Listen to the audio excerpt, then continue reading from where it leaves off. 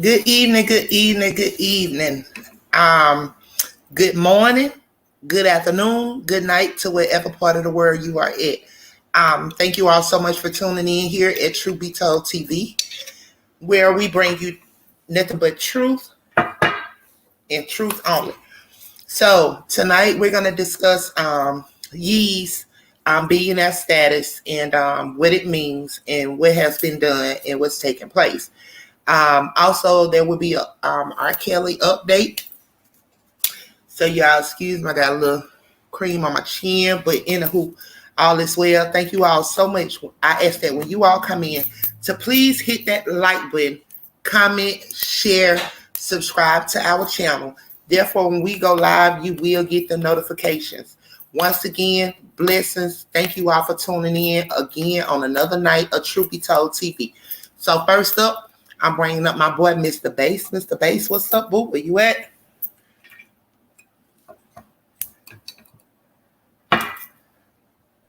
Hello, good evening, good night.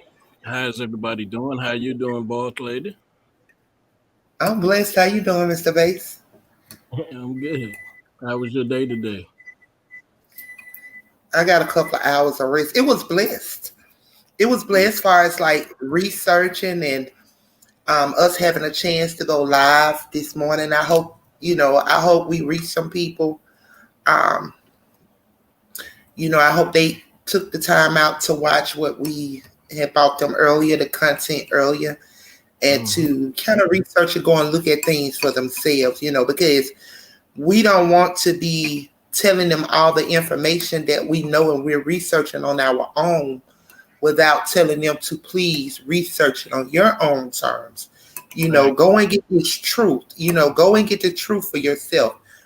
It's not hidden, it's out there. We can lead you all to it, but we can't make you all drink. It's just that simple.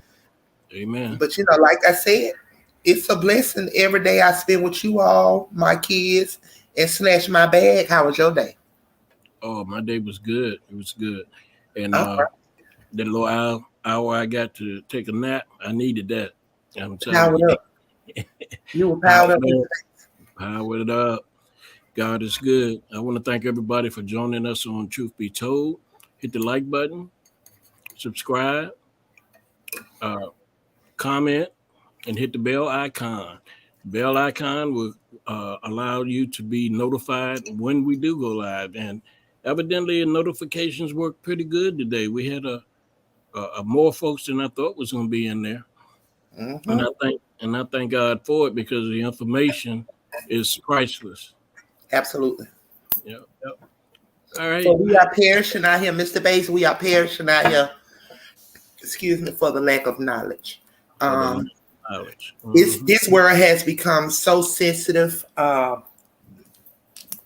It has become so sensitive, so quick and easy.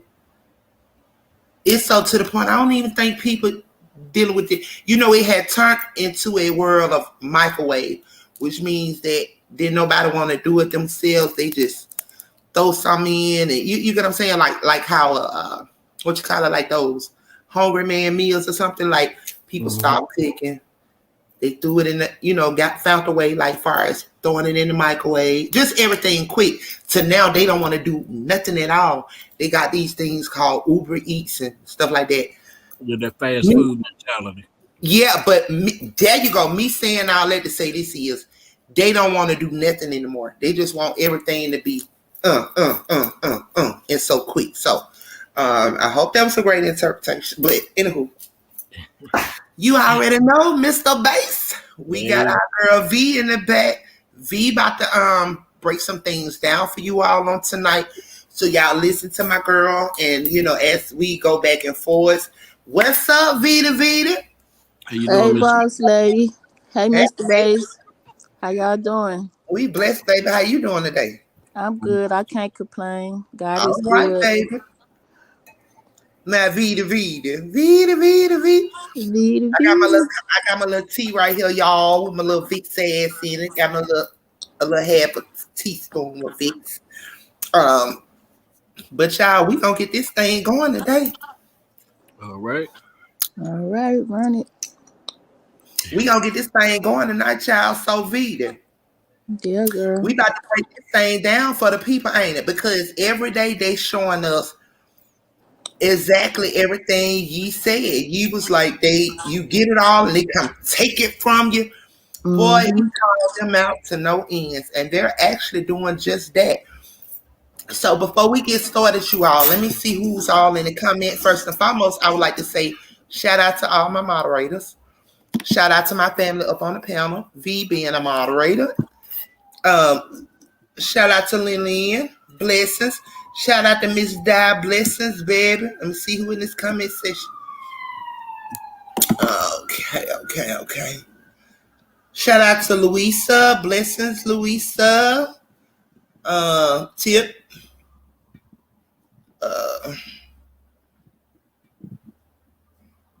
Miss Scent. Blessings, peace, love, and blessings, baby. Blessings, blessings, blessings. Blessings to all of you all.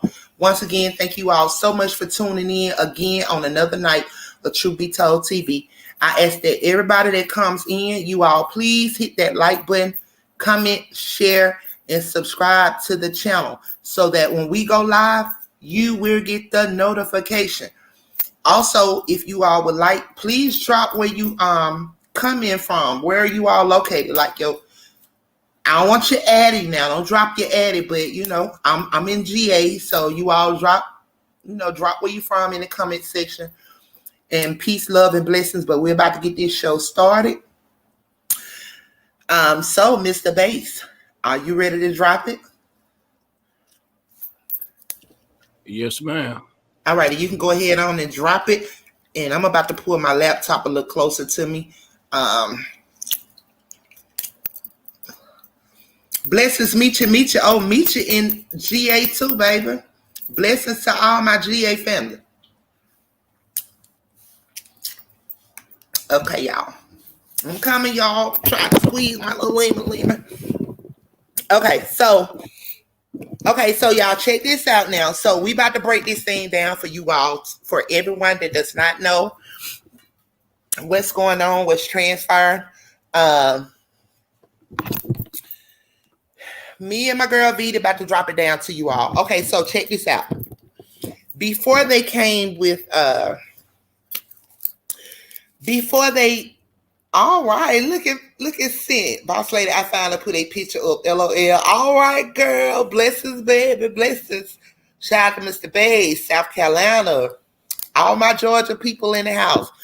Okay, y'all. So before all of this transpired, where they was, they're doing what they're doing to Yee, right? She was always sending the information in pertaining to his network, what he had going on, and all of that, you all. So we already was aware of Yee's status, what he had, what was going on, and whatever. So y'all, the math ain't mathing, y'all. Let me tell y'all this. The math is just not math. And like I said, when it comes to truth be told, we do research. You can't piss on us and tell us it's ranking. It's just that simple. So the math is not mathing. And I got my girl V up here. And we're gonna break some things down and we're gonna discuss some things. Okay, so right here, you all, this was just. Can you pull it up a little bit more, Mr. Bass? Okay, so this was just in 2021. Okay, this was just in 2021, y'all. Not even a year ago. Shout out to Michelle. Also, shout out to our new subscribers. A little later, I will call your name out if you are in the comment section or either if you're just sitting back just watching. I will call your name out because I think it was like 1 to 2, but I will shout you out a little later. Okay, so you all, this was not even a full year ago right here, and I'm going to read it to you all. It says, Kanye West is worth 6.6 billion, and more than half of it is thanks to his Yeezy brand. Okay, thanks to Kanye's Yeezy brand. Okay, remember that, y'all. Come on, let's go, Mr. Biggs. This was just last year, and unfortunately, probably about a week or so back, me and V sent me a link. And when she sent me a link, it pretty much had upgraded Yeet from 6 to 8 when we just looked at it about a week ago, Vita? Yeah. Yeah, about a week ago, we just looked at it and he was like 6 to 8 billion, okay? But anywho, we're going to break it down for you all on tonight, okay? So right here it says that the 43-year-old rapper is worth 6.6 billion, a significant increase from the amount that West was reported on being worth back in April of 2020. By Forbes, people confirm, okay? Led by his sneaker and approval business, Yeezy, which is now in partnership with Adidas, AG and Goop Inc. Incorporation, whatever the business is valued between 3.2 billion and 4.7 billion by UBS Group AG. The value of the new that's Gap. The Yeah. value of the new Gap collaboration. Hold on, y'all. I'm about to because I can't see. Okay, the value of the new Gap collaboration with Yeezy, which is scheduled to hit stores this summer, could be worth as much as 970 million of the total, Bloomberg reported, citing a bank estimate. Okay. I'm sorry, y'all. Shout out to my Alabama peoples, born and raised. I am an Alabamian. Okay. The famous rapper also has 1.22 million in cash and stock and 110 million from his music catalog, alongside 1.7 billion in other assets, including estranged wife Kim Kardashian's business. And we all heard him when he discussed and talked about the business perspective and all of that. Also, you all, how he has put aside pertaining to his endeavors 5% of his kids he gave to Kim for his kids, which they own 5% of whatever he have. Okay, so I'm sorry, y'all. Listen, y'all. Like I don't got on my glasses, and like I can't see, so yeah, I'm all up in the screen tonight. Okay, okay. So the couple share 4 children, daughters North 7.5, Chicago 3, and sons Saint 5 and Palm, who will turn 2 in May. Okay. What's up, Jack Mac? Blessings, blessings, blessings, blessings, Michelle. Okay. West currently has full ownership. Okay. West, listen, you all. West currently has full ownership and creative central of the Yeezy brand by himself. Did y'all hear that? Let me repeat this. West currently has full ownership and creative control of the Yeezy brand by himself and previously signed a 10-year agreement to design and sell clothes under the Yeezy Gap label last year, Bloomberg adds. What does their West will craft items for men, women, and kids. The arrangement includes footwear. Oh, whatever. I don't see. However, as Yeezy partnership with Adidas lasts until 2026. Okay, we gonna break that down to you all. Okay, so citing the document obtained by their outlets, Bloomberg noted that the new Gap line is expected to break 150 million in sales in its first full year in 2022. Okay, let's go, y'all. So if it did that and we in 2022, it's the math still ain't mathing, y'all, and we about to break this shit down, okay, y'all? Because as he said, the ones who call themselves who they are not allegedly has the power and control. They make you and break you, at least they think, baby. Okay. Okay, back in April 2020, West claimed at the line. B, you want to read that? Because I'm just sitting Yeah. up here. Back in April of 2022, West claimed at the time that his net worth was more than $3 billion, which would make him wealthier than other famous billionaires such as Oprah Winfrey. After Forbes reported that his net worth was much lower than he claimed. While West achieved the 10-digit milestone in his wealth, Forbes reported that the rapper is worth $1.3 billion, according to a previous report. Despite the business magazine's analysts, West maintained that his net worth is higher and reportedly texts Forbes. It's not a billion, it's 3.3 billion, since no one in Forbes knows how to count. And that's the end of it. All right. So, Mr. Bass, you can go ahead on with the next content, baby. You can go ahead on and drop the next content. So me and Vita can show the people where we heading to. Y'all, the math ain't mathing. Like I said, you can't piss on us over here, truth be told. And we think it's rain now. No, you can't do that. We don't take nothing and run it, baby. We gotta examine, flip it up, throw it, run it down. That's what we do at Truth Be Told. Okay, you go ahead on and read that one. Okay, so um Okay. right here, this is the one, y'all. So you all just seen the one that we brought to you all. That was actually not even quite a year ago. So this one right here is what they brought on about on today. So let's go, Vita. Kanye West, musician.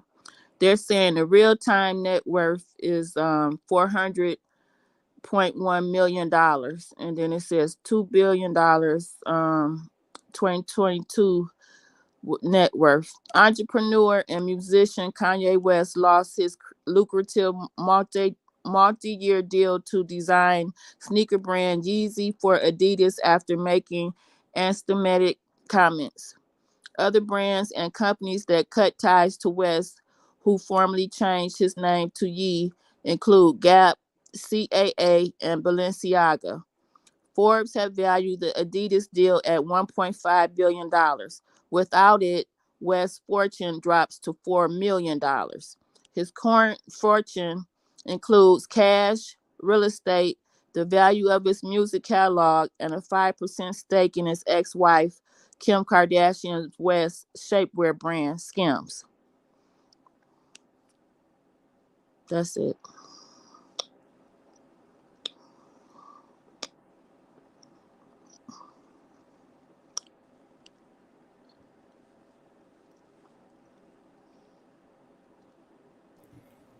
You know, they just continue to prove what Kanye said uh, on that Joint Champs interview. Now, how in one day were they able to come up with these new figures when Yeah. they only do this once a year, according Mm-hmm. to their own website. So I don't want to say too much right now because I'm not sure where Boss Lady is going and yourself going with this, but I just wanted to throw that in there.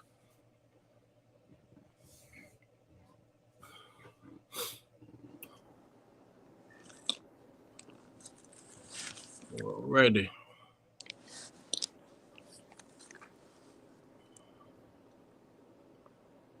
Yeah, but anyways, this it's amazing how they drop because see that 6.6. That's the first time I seen that. I saw the 2 billion, but I never seen the 6.6. Go ahead, boss lady. I'm sorry, you guys. I ran in the kitchen so I can get a napkin, and thank you all so much for keeping it going for me as I stepped away. Okay, so we're gonna tell everyone where they can go and check this out. Hurry up and go and look at it, y'all, before they scrub the internet. That's what they do to keep truth and rewrite everything and put it to how they want to put it. What they do is they scrub the internet real quick and try to take it away so the people will not see what they see. Okay. So I need you all to go right now before they scrub it, or either when the show goes off. Go to the 10 black wealthy richest family. Y'all, Kanye was just above Jay-Z, Oprah, as it stated. Also, uh, you all, he was worth like 8 billion then, you guys. So, all of this here that Forbes and all these people are talking about, like, it's just really like, the math ain't mathing. And so my girl V is about to break it down. Mr. Bass, you also heard a little bit as well as myself. So can you all go ahead on and first and foremost, I'm gonna let you break it down, V, but then I'm gonna be interacting and cutting into some things because we got to get the math and let the people know what they are hearing. First and foremost, Adidas, okay, they did what they did. However, when anyone is within a contract, you all, if anybody in here knows business and the business perspective of anything, if you had a contract with Gap as well as Adidas until 2026, y'all, we in the year of 2022, right? So which means that he had 4 more years in that contract. So only thing that they would have to do, but he stated to us that which one was it that was not paying him? They had yet to pay him when he did the interview with the paparazzi, y'all. Was it the Gap or the Balenciaga or something? One of them motherfuckers.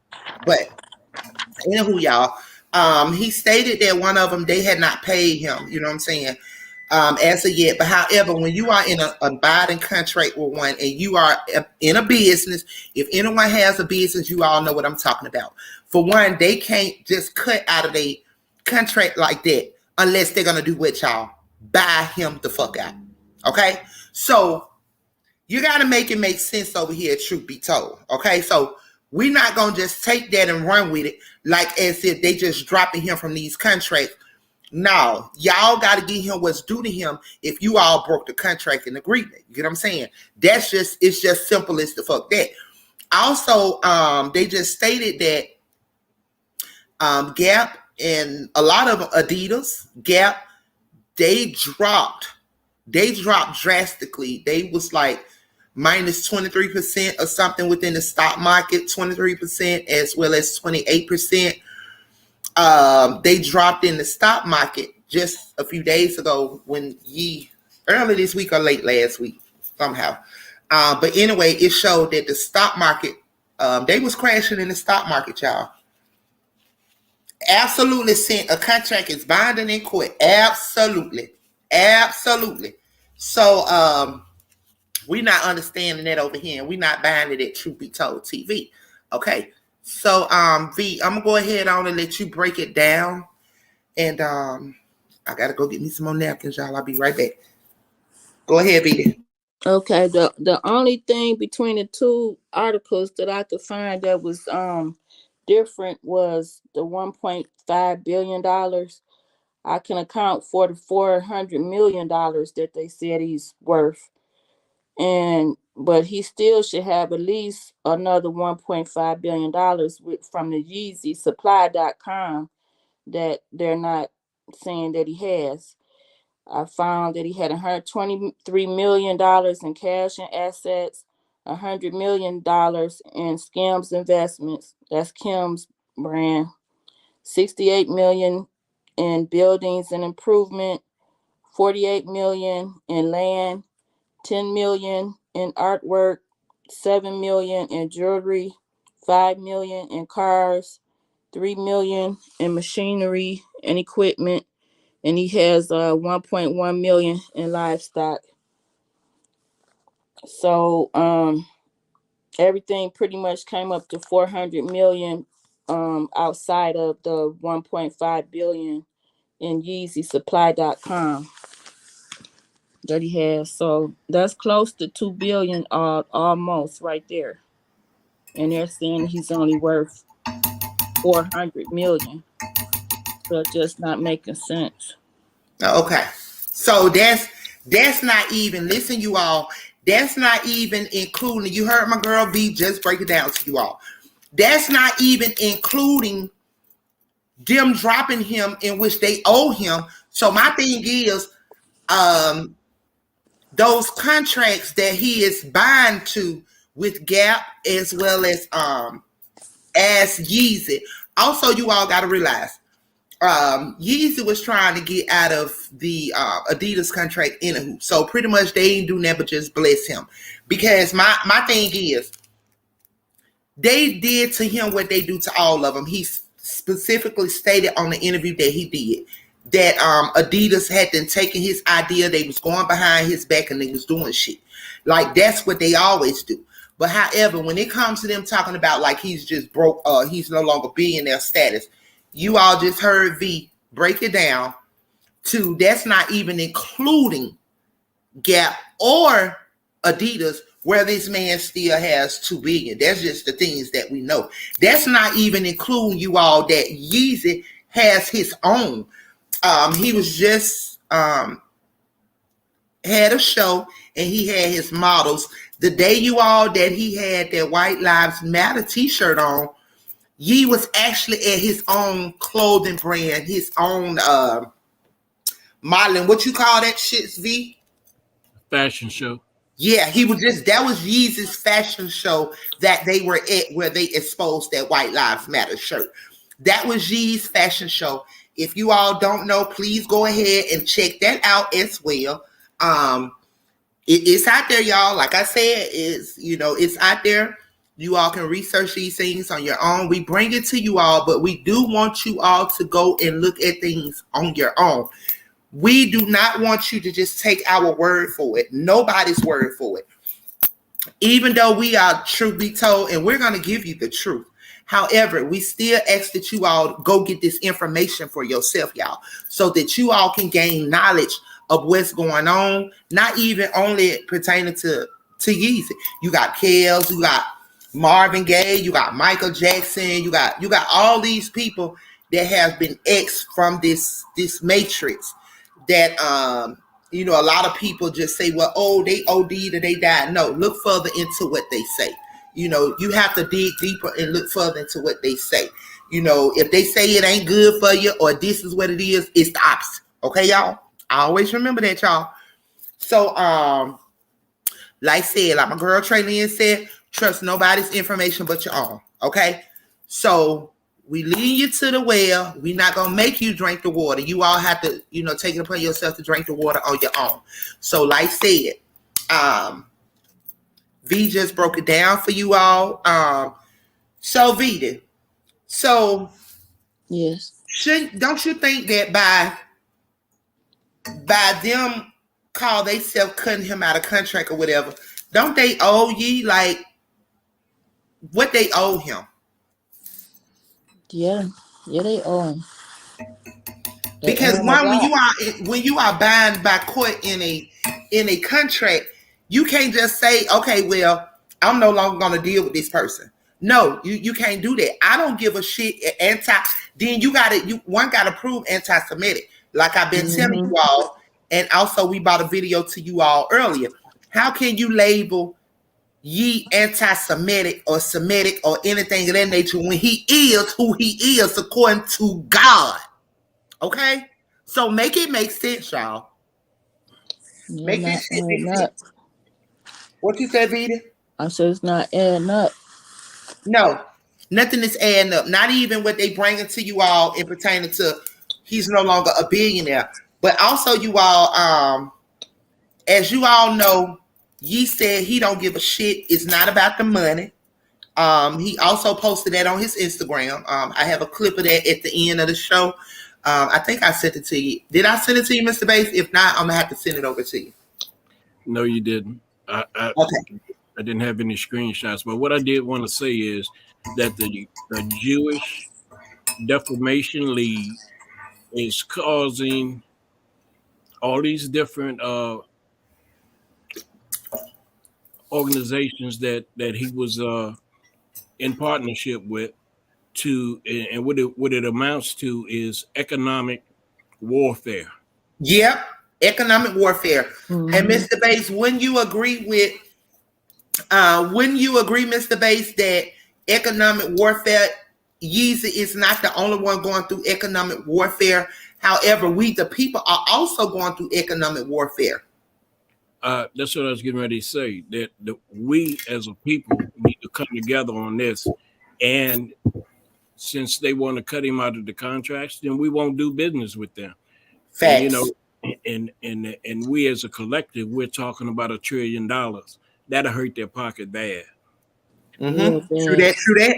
Real bad because the black dollar is powerful. Yes, it is. Facts. I was just listening to Nuri Muhammad, and he was discussing some things, and he was saying that if if we could get our stuff together, we would be the eighth uh, largest in economic finances in the world. Mm-hmm. Number 8. That's high on the list. That's top Yeah. 10.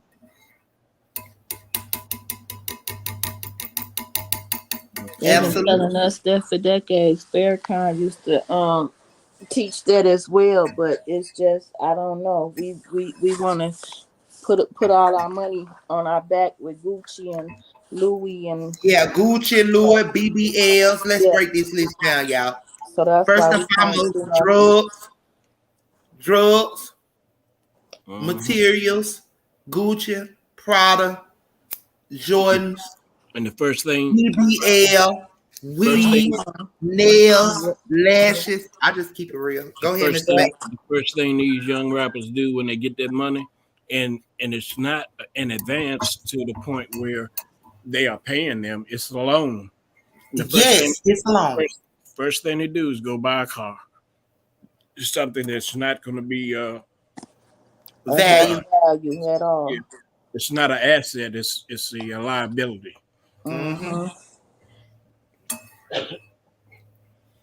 As well as Mr. Bass, they run about this jury where they really think they got VVS diamonds when it's not. In case we actually watched a breakdown one night of the jury that these rappers also be buying. How them peoples that owns the jewelry store pretty much been playing our black men and black children out of money. They up the price on them.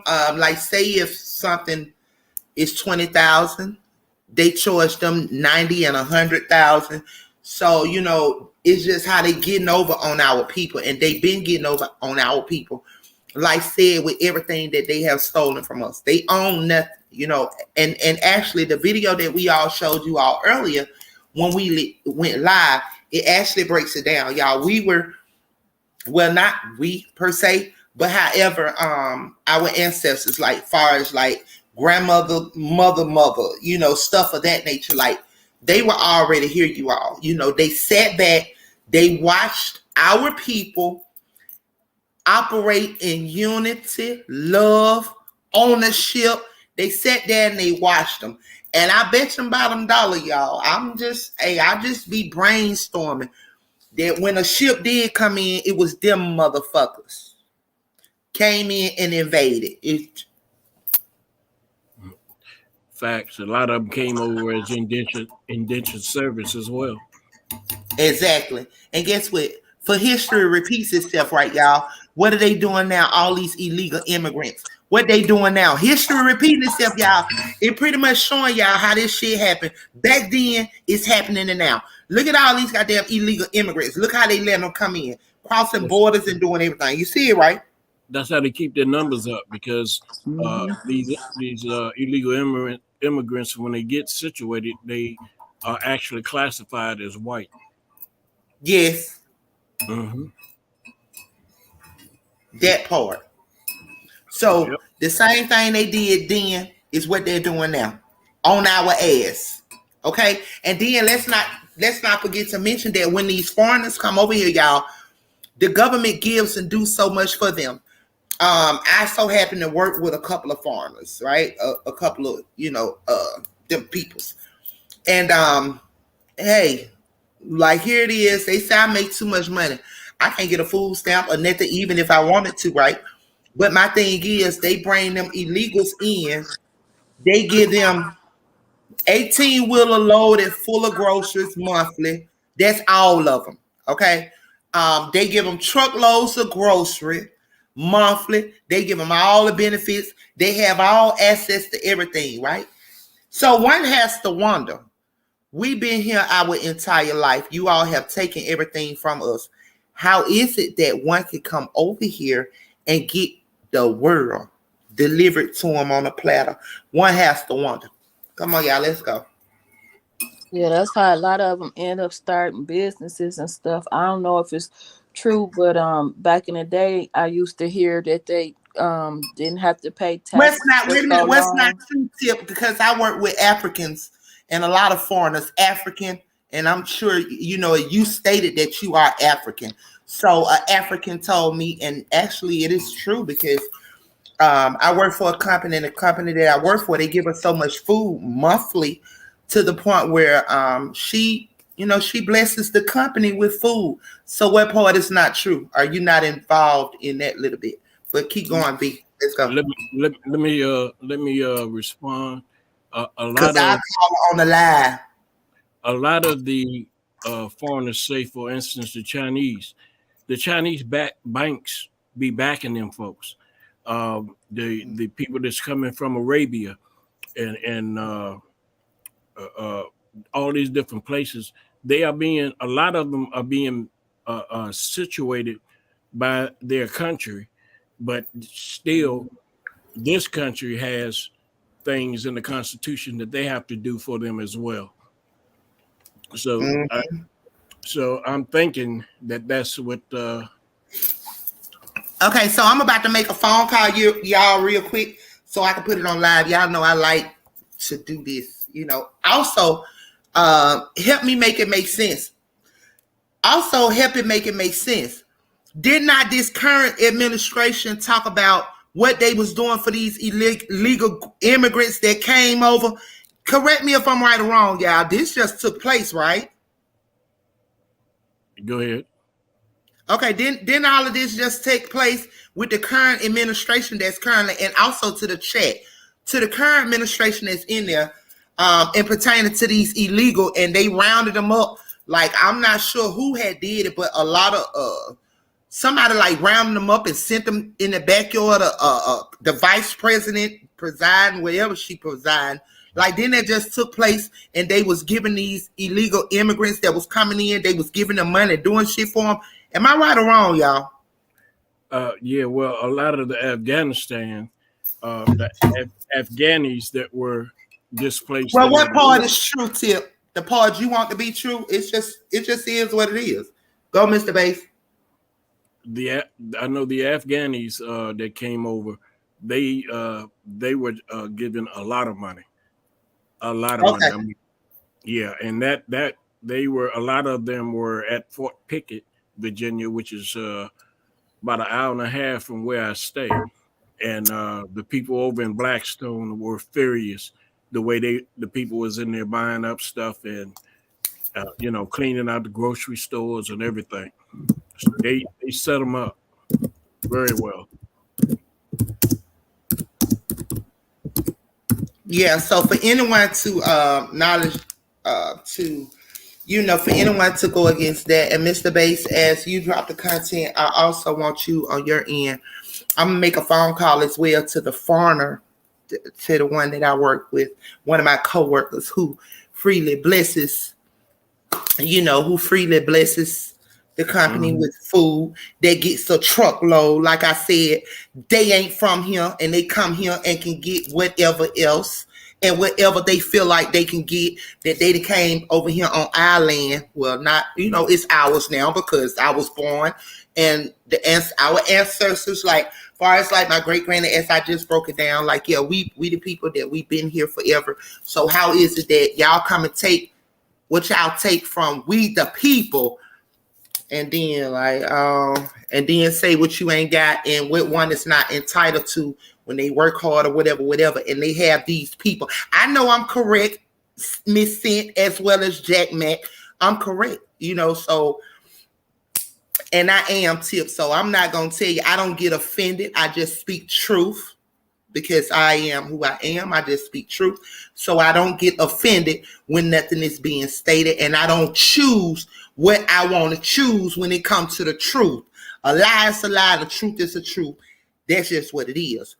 So anywho, back to what I was saying. So yeah, so anywho, they got, and also like when you go to Tupac music, when Tupac used to rap music, he used to speak these things. Like them having money for wars, but they can't feed the poor. Right here abroad, they sending money all over to all these other countries, but they ain't got it when it comes to the people that is here. We got all these homeless people right downtown in Georgia,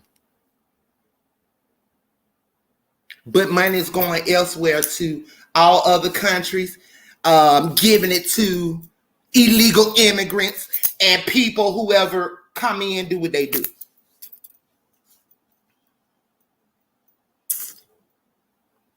Okay, she said, who is defending it with Fox show paperwork? What? That fax, the way you're spelling fax is like a fax machine, sweetie. F-A-X, it's like a fax machine. So when you spell fax, it's spelled F-A-C-T-S.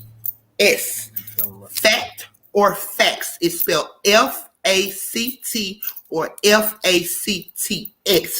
Not fax, because the fax that you are stating is like a fax machine. Also, like I stated, this is Truth Be Told TV, and that's what we do. We're going to bring you the paperwork, which I know Tip may be in her feelings because she come from Africa. She a foreigner, so I might be stepping on your toes, Tip, not intentionally, but go ahead, Mr. Bass. Do what you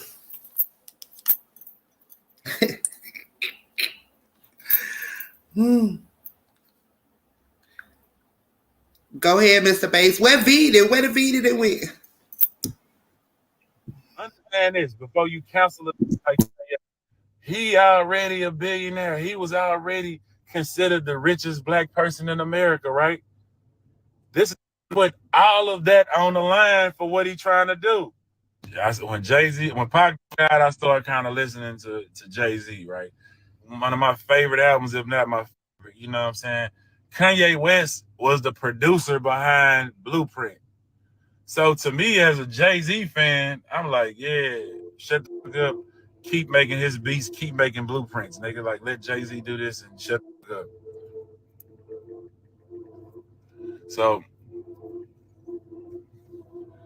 yeah. Yeah, so I was like, shut the fuck up, make beats. Shut the fuck up, make beats. This motherfucker came out and basically damn near passed up Jay-Z with a lot of awards and sales and shit. I don't really the numbers or nothing like that. But he, right? Exactly. So think about that. Beyonce keep J name. Beyonce do keep J name, but he make the beats too. He said y'all call Jay a genius, but he said I'm 100%. I made the beats and rapped on the song. You make the beats and you rap on the song, and it probably came with the idea. You gotta come to the idea, like, hey, Mr. Bass. That's a lot. You gotta salute people who can do that. Mr. Bass, can you pause the content 1 minute? I think he was gonna be better than. Okay, thank you so much. You all, I will continue with the content in a few minutes. But however, hey babe, can you repeat that as to what I just called you and asked you? So the illegal and the foreigners are not getting free stuff, free money, free everything when they come here? It's certain illegal. It's certain illegal aliens. Not all. Okay, certain illegal aliens are, not all, but certain ones are receiving. Certain ones are. Okay, I just wanted to check and make sure. Yeah, because like the Cubans used to get, they change a law, but still Cubans used to get everything. Certain ones. Put it like that. The white ones, them. And then the Africans. I also was telling them about how like they get the truckloads full of groceries and all of this. Correct me if I'm right or wrong. You remember the certain individual who blesses this company with food because she get truckloads of groceries from the government. Right or wrong? Right. Okay, thank you, baby. I love you. Have a blessed night. I love too. Okay. All right. Okay, bye. As y'all heard her, she from Croston Waters. You heard her accent, but go, Mr. Bass. Let's go. Proves no point to nobody. When I had to. He shut me up. I had to shut the up. I seen what he did after I was saying shut up also. So I shut up. Then he went to the fashion shit. He got doing the fashion shit. And you know what's crazy though? Like feelings take you out of the game on a lot of shit, man. Like feelings. Like, and you feelings motherfuckers, like, boy, y'all, if you put feelings before business, like, I feel sorry for you because you're going to be in trouble. I challenge all you opinionated motherfuckers, you feelings motherfuckers, to just one time stop reacting off of clickbait and understand the motherfucker. Look how many times you've seen on your timeline, Kanye West loses Adidas. Kanye West do this. They've been flooding that shit to make him crash, like to say he canceled, and it's his own people a lot in the comments celebrating the demise of a motherfucker made $1 billion from nothing. Like what type of heart you have, man? Yeah, he said some dumb ass. How much dumb ass you say and got away with it? How much dumb ass you say? I say dumb all the time and get away with it. Catch me with my commentary at the end on profit. You know what I'm saying? Like everybody say dumb. Like what the f***, don't cancel them up over saying no dumb. You understand? Okay, he said some dumb. But at the end of the day, if this our key person who already made it past and willing to risk everything that he has to get out of this, being under, letting culture vultures be on top. If he do it, then we can do it, man. If he do it, we can do it. So bigger than your feelings or whatever, but say that's crazy. My personal opinion on this, and this is my personal opinion, I don't know, what the truth is. I'm a fan. I don't know this. I'm not on the phone with Ye or working with this for real. Like, I don't know what the f*** doing. But this is my personal opinion and personal perspective on all this going on, right? So I believe this was the process. Me personally, I believe this is what happened.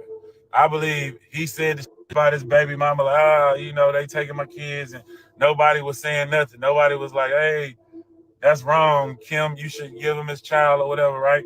So he feels like, just like I feel. When I was on Gut Bank broke, and you ain't had to say, when I ain't have my kids and I was with, nobody wanted to speak up for me now, why when I wear a White Lives Matter shirt, it matter?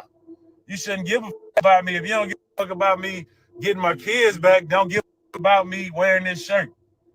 You know what I'm saying? I believe that was his mind frame as a, hyper man, whatever the he is, whatever wrong with it. I don't know what's wrong with it. I believe that was his point on that type of shit. All right. So after that, you can say White Lives Matter. You can say George Floyd died from fentanyl. You can say retarded. He was saying all kind of crazy, I believe, just to make Adidas drop him. And then he said what? He said the Jewish past. And after he said the Jewish, that's when they dropped him. And if you look at anybody who posting this, it does not say nothing about none of the crazy he said, only says anti-Semitism comments, which lets you know that whatever company saying that, the Foot Locker, Jewish people own us. And we making it clear to Jewish people that we not Kanye West so they don't cut us off. Everybody who's saying that has a Jewish boss and making it clear that, hey, man, I know y'all own me. Please don't cut off my chicks. Kanye West is being a gladiator in a business sense. And challenging them to drop him and challenging to do his by himself. You know, I don't know. He went crazy with the George Floyd shit, but maybe he thinking like, hey, man, motherfuckers don't even, black people already cancel me. I'm already canceled. How they gonna cancel me again? Like, they been already canceled me for the MAGA hat. How they gonna cancel me again?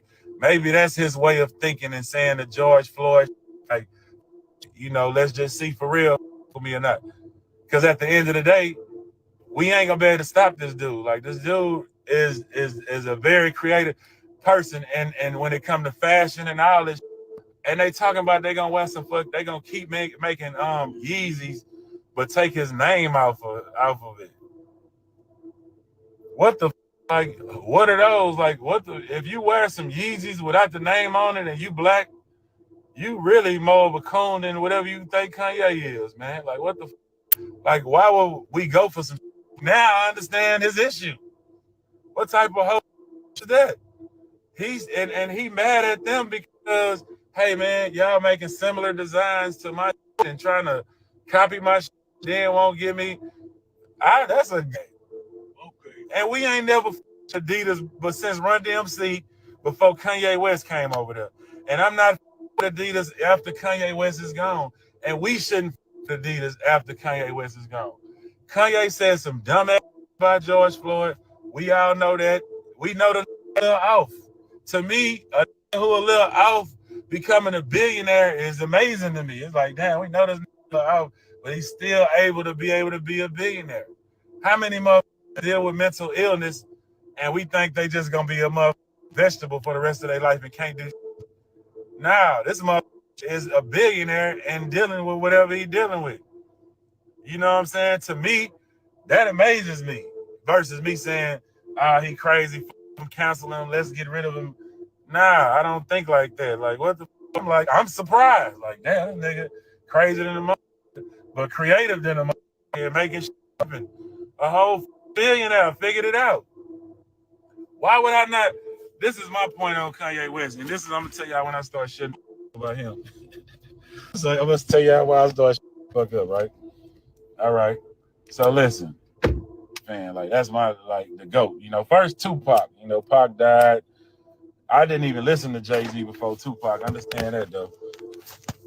I did not with nobody like Pac when Pac was alive, but Me, Prophet, must gonna change the world. Instead of nigga, we gonna use the righteous king. We all descended from. If you like Kanye or not, you have to respect it for disclosing the truth of what's going on behind the scenes. He's risking his life and career to disperse the message. Roger, tell these subscribe to the Prophet channel.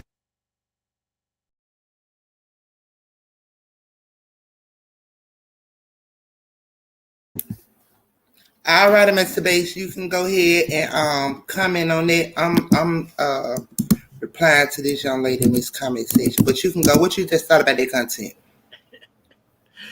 Hey, baby, they say if it don't apply, let it fly. Right? Evidently, this shit applies to Tip. Yeah, y'all. Yeah, it applies to Tip because she just she applying. Okay, go ahead, Mr. Bass. Yeah, Slim Thug, he's speaking that truth, and and he's putting it out there. You really got to listen to what Kanye is saying, and like you said, you eat the meat and spit out the bones. Mm-hmm. True. But he's definitely got a plan. He's got to have for all he's sacrificing. Absolutely, you're absolutely correct, Mr. Bass. Like, I'm thinking that, listen, it's either he prevail or either they do what they do to him, and I don't think that the man will be going to the extent of this and not have a plan. I'm just saying. Facts. Yeah, facts. I'm just I'm looking forward to the days ahead to see how this continues to go, and just like Slim Thug said, we need to not mess with Gat, and Adidas and the rest of them, you know, Yeah, I mean, Mr. Bass, though, but it's easy for us to say, but you have people that is materialistic. yeah, They but so caught up into materials, till they don't give a shit, ye or the next to nobody else. They materialistic. yeah, but they pulled together on Gucci when Gucci had that foolishness on online, and Hmm. even though it didn't last long, but yeah, we really need to take a look at this and not support those people that's coming against it, because it's all about that Jewish defamation league, and Amen. that needs to be busted up. I don't even know why the United States government is allowing them to do all the stuff that they do. We don't understand why the government allow a lot of things, but they do.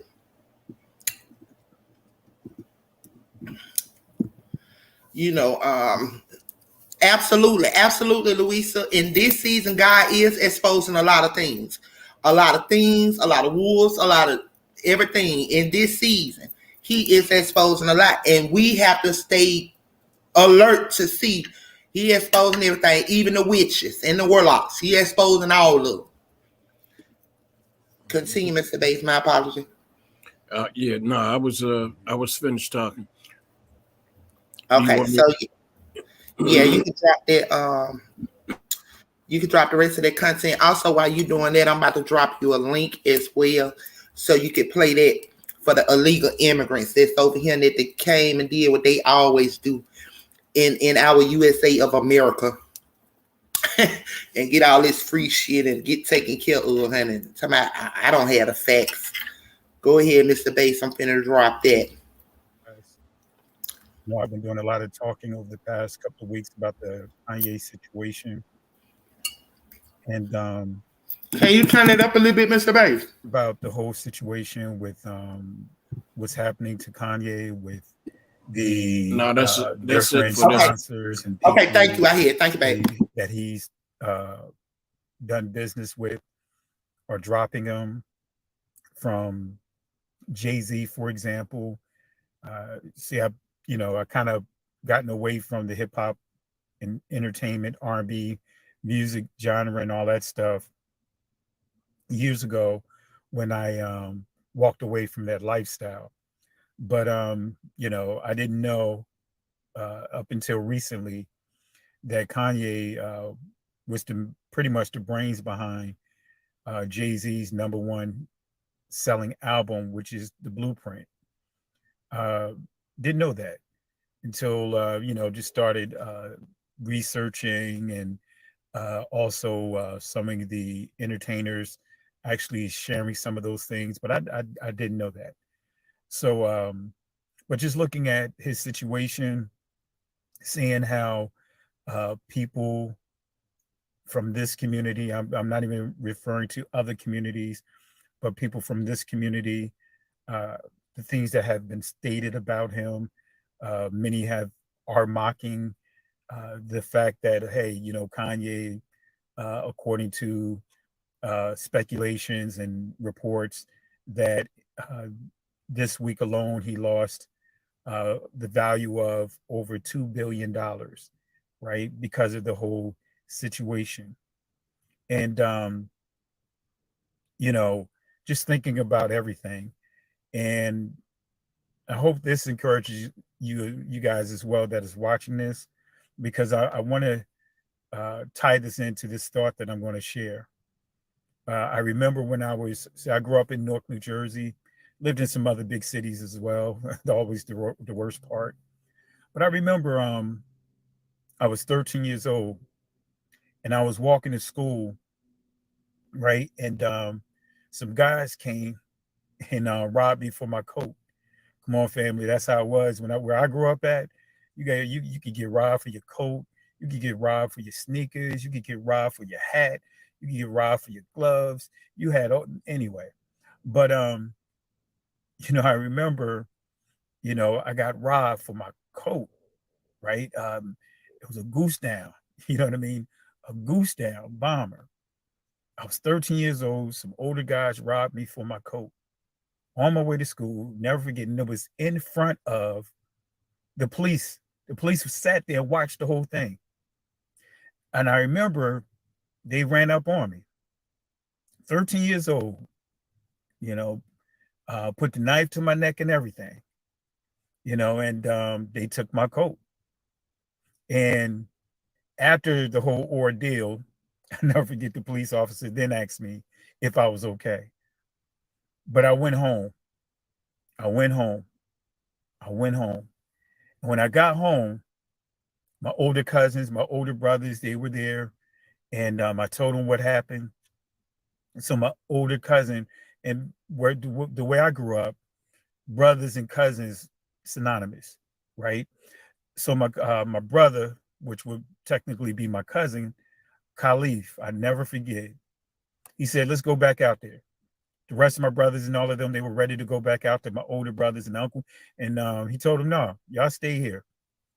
Let's go. Let's just take a walk. Let's go back out where everything took place." So we walking, and we got back to the area, and I never forget. I saw the guy, and when he saw me and my cousin, he took off running, and I got ready to run, chase after him. Because you guys know now I got big cousin with me, got big bro with me. So hey, I got a whole nother level of confidence. So I'm ready to chase after this particular guy who was part of the group, right, that robbed me. And my cousin said, "No, don't chase after him. We're not going to chase after him. Let him run." So I'm like, "Let him run?" He's like, "Yeah, let him run. Let him go." He said, "You see that building he just ran up into?" I said, "Yeah." He said, "That tells me that's where he lived." He said that's his first instinct was to run to that building, not all these other buildings, but that building. So that tells me he's the ringleader. That tells me he the one that has your coat.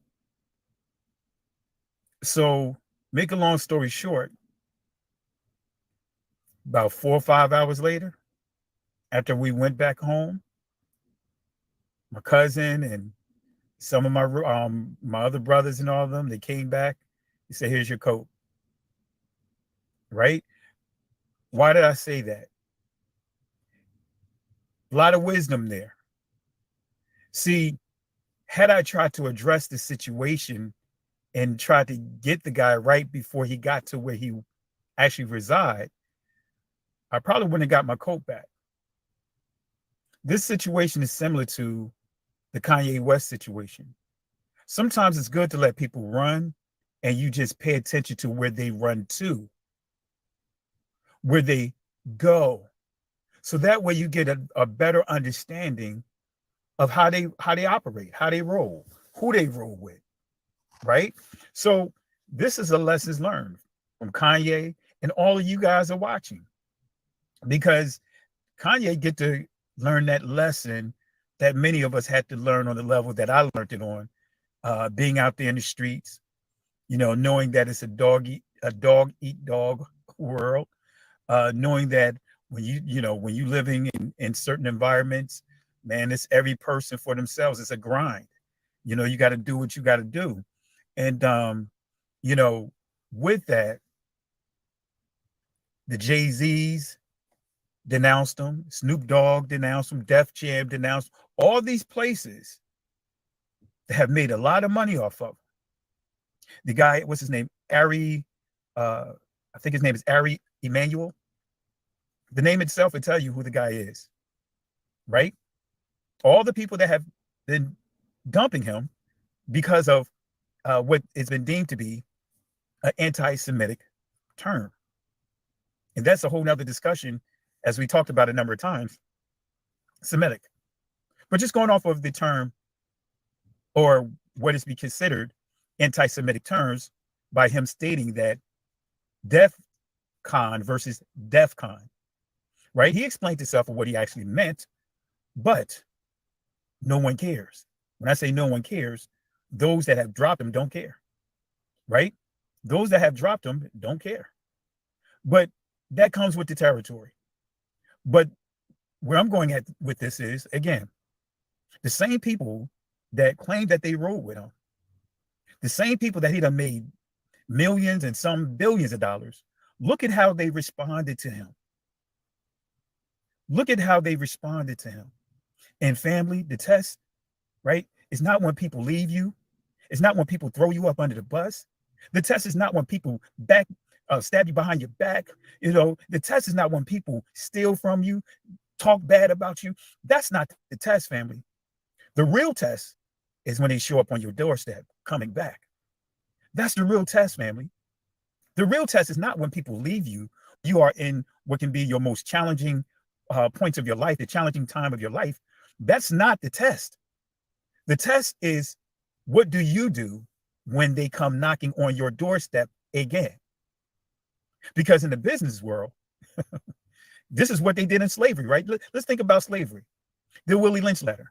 The Willie Lynch letter, it was that whole purpose of that letter, those instructions, was directed at the slave owners, right? Shooting themselves in the foot, right? They purchased us as an asset, right? To make money off of. We were product. They purchased product, but then they killed their product.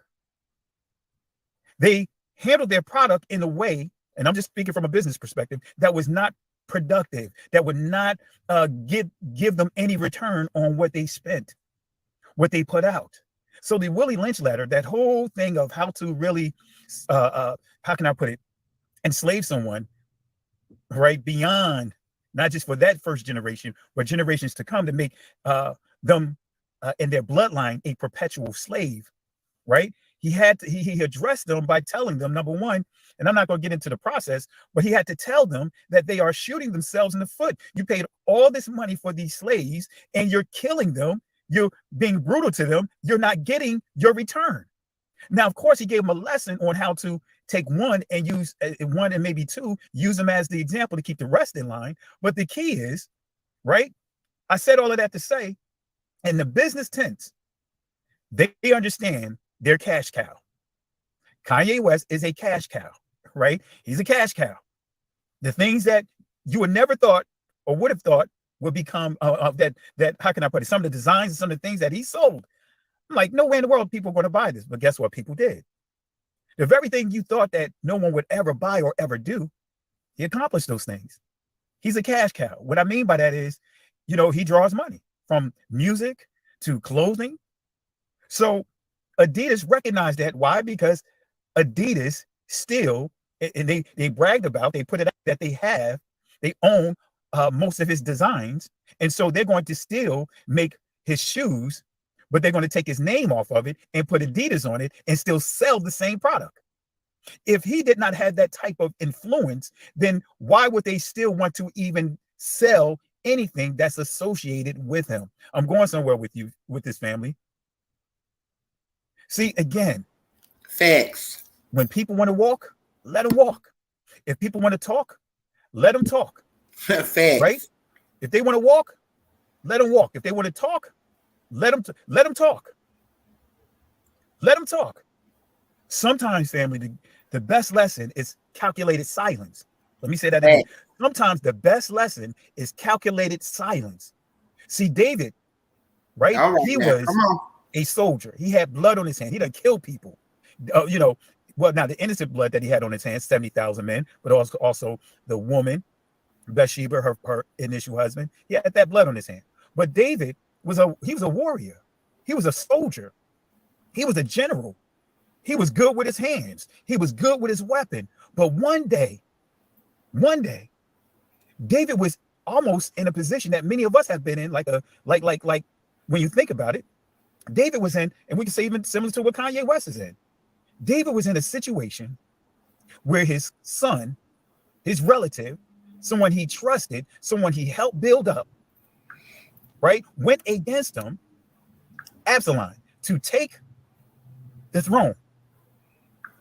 To take the throne. To take his position.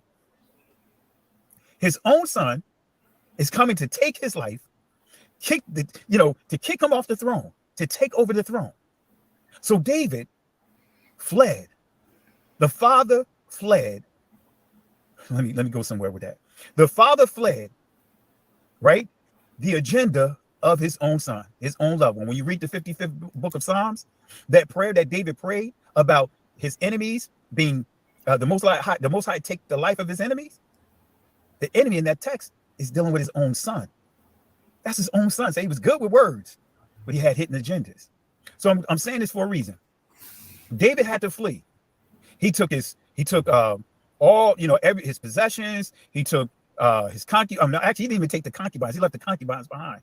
He took his immediate family, all the soldiers and all of them, that they had their families. They had many of the Israelites with them. They left Jerusalem. Yara Shalom.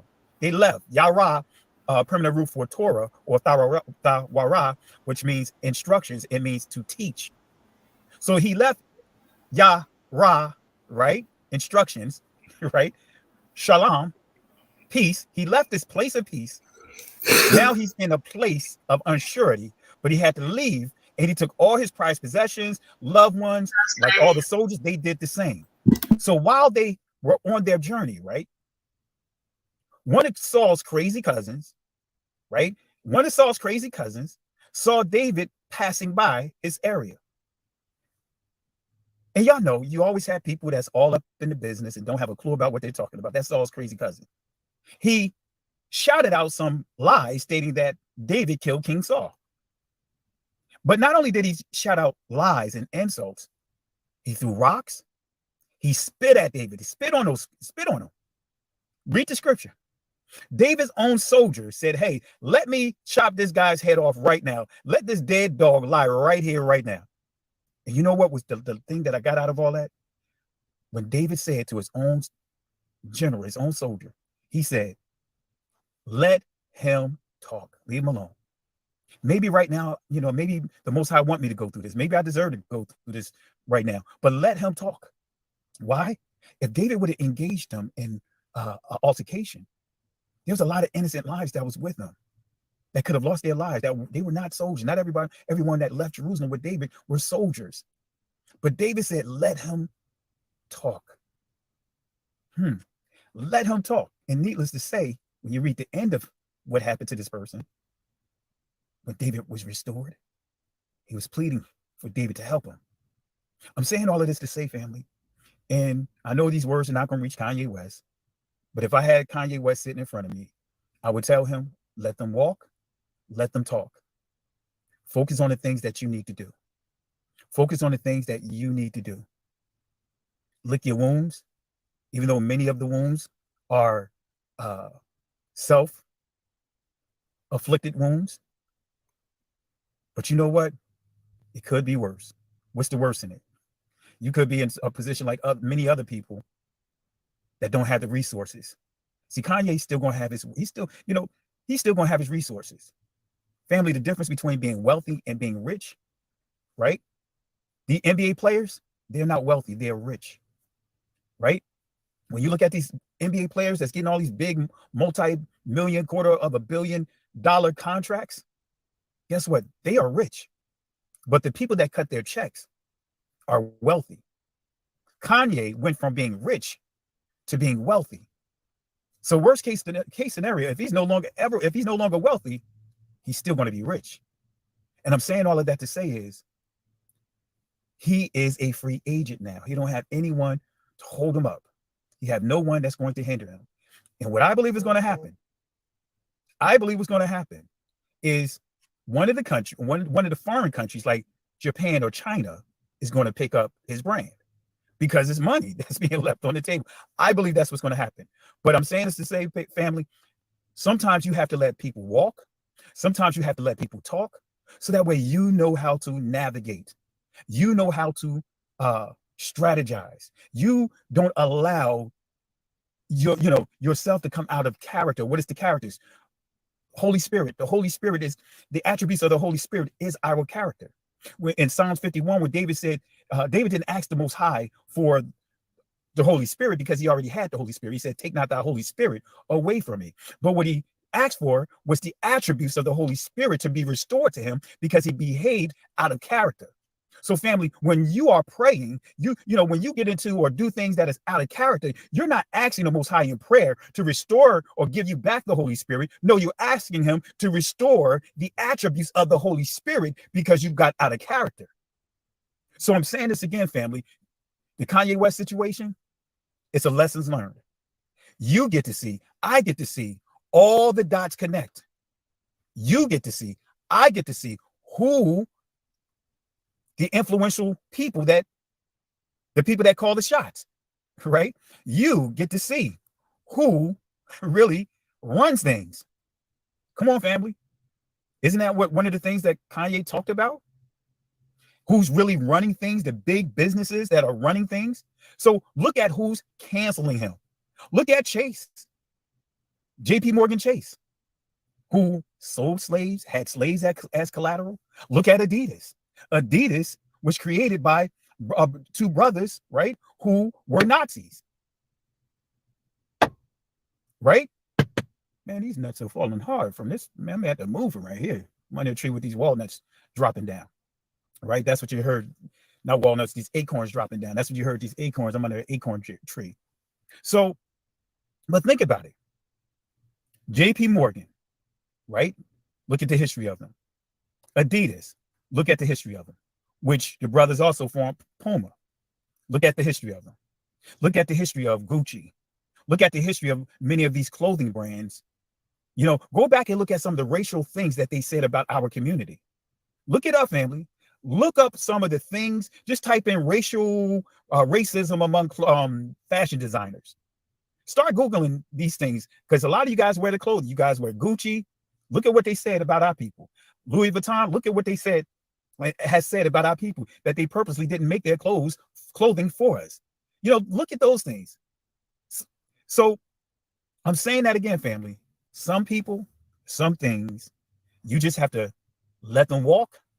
Some things, some people, you have to let them talk. So that way now you understand who's who around you. So look at your situations and things that you're dealing with as a lessons learned. Some of you guys dealing with people turning their back on you right now. People mocking you. Hey, you say you're the people of the book. You say that you're Israel, and they walking out of your life. Have you ever think about that? Some of you guys grew up in the church. As soon as you made it clear that you are blood descendants of Israel, look at how they treat you. Man, they behave like you were the devil himself. Matter of fact, if you were the devil, they'd be trying to cast you out. If think about that, because you stated, because you know who you are, look at how many family members then separated themselves from you. Because you decided that you want to honor the Shabbat, look at how many family members have separated themselves from you. Now they're calling you crazy, or you part of those people over there because you honoring the Shabbat. You're part of that the Hebrew Israelite group, because you're honoring the Shabbat. You want to honor the feast days. How dare you honor these things that are in the scripture? Something is wrong with you. How many of you guys have heard that? The Seventh-day Adventists don't hear that type of ridicule. They don't get that ridicule. The Jehovah's Witnesses don't get that type of ridicule. The Muslims don't get that type of ridicule. Only those that are now understanding their connection to ancient Israel. Ancient Israel, not by way of conversion. Ancient Israel. But you know what, family? It's in the scriptures that this will happen. It's in the scriptures that this would happen. And we'll talk about it. So with that being said, family, again, I want to encourage you guys, with the whole situation with Kanye West, let them run. Like my cousin, my big brothers told me, let them run. At least you know where they lay their heads. Let them talk, because at least you know who they primarily had their conversations with. You know what I mean? Let them. So all these people coming out of the woodwork, family, don't put your money in them anymore. Some of you guys that own homes, if your homes are financed through Chase, financed through Wells Fargo, financed through any one of these groups, refinance your home. Take it to someone else. Take your monies elsewhere. If you own Adidas, hey, look, I love me some shell toe Adidas. Got a pair. I'm not wearing them anymore. especially because with this whole thing with Kanye West, it made me start researching the very people who's canceling him. It made me want to see if I can confirm whether or not he said is true about the media and who runs the media, who controls the entertainment industry. It made me start doing some research, and I'm like, wait a minute, I got on a pair of shell-toe Adidas, the very people that are contradicting themselves, calling him anti-Semitic, but yet the whole company was built from Nazis. So you know what? I am not going to wear another pair of shell-toe Adidas, no matter how much I love the shell-toe Adidas. You know what? I may make me a pair of Weezys, or Yeezys rather. I may make me a pair of my own shoes, whether people like it or not. See, that's what happened to Stephon Marbury. Remember, he came up with some Starberry shoes to get away from the strongholds of Nike. And guess what? LeBron James was one of the ones that mocked him for doing that. So, family, you know what? Make your own pair of sneakers. Make your own clothing. That's what this awakening, one of the good things about this awakening, people are making their own clothing. People are getting their own things. People are starting to stop using, getting away from this dependency on all these different chemicals, putting inside our hair, on our faces. We're eating right. We're letting go a lot of the foods that they've been spewing into our communities, telling us to eat pork, trying to get our people to eat all the things that's not healthy for us. But then they erecting dialysis centers all through our communities. Family, knock all this stuff down. Let this be a lessons learned. As for me and my house, we will clear out whatever things that are connected to this system. So with that being said, family, it's up to you. It's up to you. It's up to you to control the narrative of what happens in your life, even when it seems like everyone's against you. Kanye West still controls the narrative, even though the majority of the people, the masses, the massas, right? They want to control. They want to control the narrative. They want to say, look, we're doing this to you. Look, we're doing that to you. So that way we focus on those things. But guess what? He's a free man. He's not bound by anyone. No matter how you look at it, whether you agree with him or disagree with him, he's a free man. He's not bound by any system. He got his own money. Chase told him to take $150 million out of their bank. Just that alone, $150 million. That's not chump change, family. So with that being said, family, love you. I got to get ready to go, but I just want to give you a quick word of encouragement. We'll be live tomorrow to really dissect the interview that Kanye West did earlier this week, and just really want to dissect each question that came up and really go over and give proper answer. We're going to have an open discussion with that. But again, family, guess what? Let them talk. Let them walk. Hold your peace. Shalom. Peace and blessings to my brother, to my cousin from Boom. I just noticed that he's here. Peace and blessing, cuz. I'm going to drop off. I'm going to hit you up a little later. Love you, family. Shalom. Let them talk.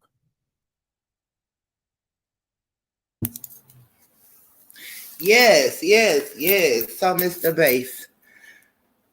All righty. So I sent you some links, Mr. Bass.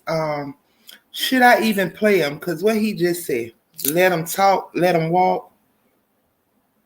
I just sent you the facts on the links. Facts. Y'all know that's what I do. I believe in facts, not feelings. Because, see, emotions and feelings is what got us here today. Because everybody's so emotional. And everybody's, I'm just not emotional. I'm just not. That's not me. Okay. But should we run it? Oh, no. Stick to the basis. Because I don't have a point to prove. But everybody know what it is. But, yeah, that's what we gonna do. Let them talk, let them walk. Mr. Bass, do away with that content, but you see the facts, right? Yeah, I'm gonna hold on to them for the after show. Okay, thank you, babe. Yeah. So we can do that on the after show. So keep on with the truth be told content. Y'all, I just had to pull up some things, I had to come with the paperwork. As he was just saying that, let them talk, let them walk. So I think that's just what I'm going to do. And we're going to keep with normal programming, which is truth be told and content. So you all, this is the coming in height news here in Georgia. And I want you all to just listen to it. And also just, take into the discussion that's being talked about. Also, I had picked up something off of this as I read it, and I listened to it from a certain female that is on here. So pretty much, Mr. Bass, go ahead on and let it rip, love, once again. Thank you all. Ended their part with Kanye West. He's lost his It's double billionaire speaking, Mr. Bass. status. Forbes. Adidas wasn't the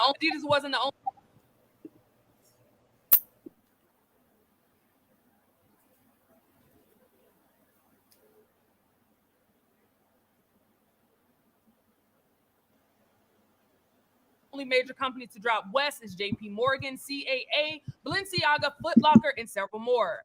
As major corporations are backing out, many are wondering if Kanye West will come back from this. But before we get to today's topic, don't forget early voting has started. Voting is not the only answer, but it's a powerful tool we have for change, so don't waste it. If you're in Georgia and need a ride to the polls, call the People's Agenda at 877-524-8683.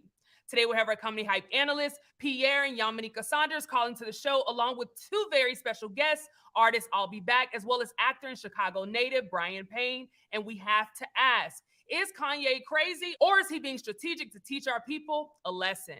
But before we dive into that, let's take a look at this clip. When you hear about slavery for 400 years, that sounds like a choice. Like, you was there for 400 years and it's all of y'all? And I'm not drugged out. These pills that they want me to take 3 of a day, I take 1 a week, maybe 2 a week. Y'all had me scared of myself. Well, Harriet Tubman never actually freed the slaves. She just had the slaves go work for other white people. Y'all, we leaving right now. But what I'm doing is I'm Me Too-ing the Jewish culture. Thanks. I'm saying y'all got to stand up and admit to what y'all been doing. It's like y'all can't with me either because y'all behind that gated fence. Y'all soft. Your hands got soft. You ain't out here getting beat up every day like me. Well, again, first, I want to thank our guests for joining us today for this topic. I'll be back. I know that you're a close friend of Kanye West, so I do want to start with you there. People see this clip, and the first thing they think is Kanye is crazy. He doesn't have the right mental state or stability. I want to ask you, as a friend of Kanye West, how do you respond to this or react when you see these clips? I didn't see that clip.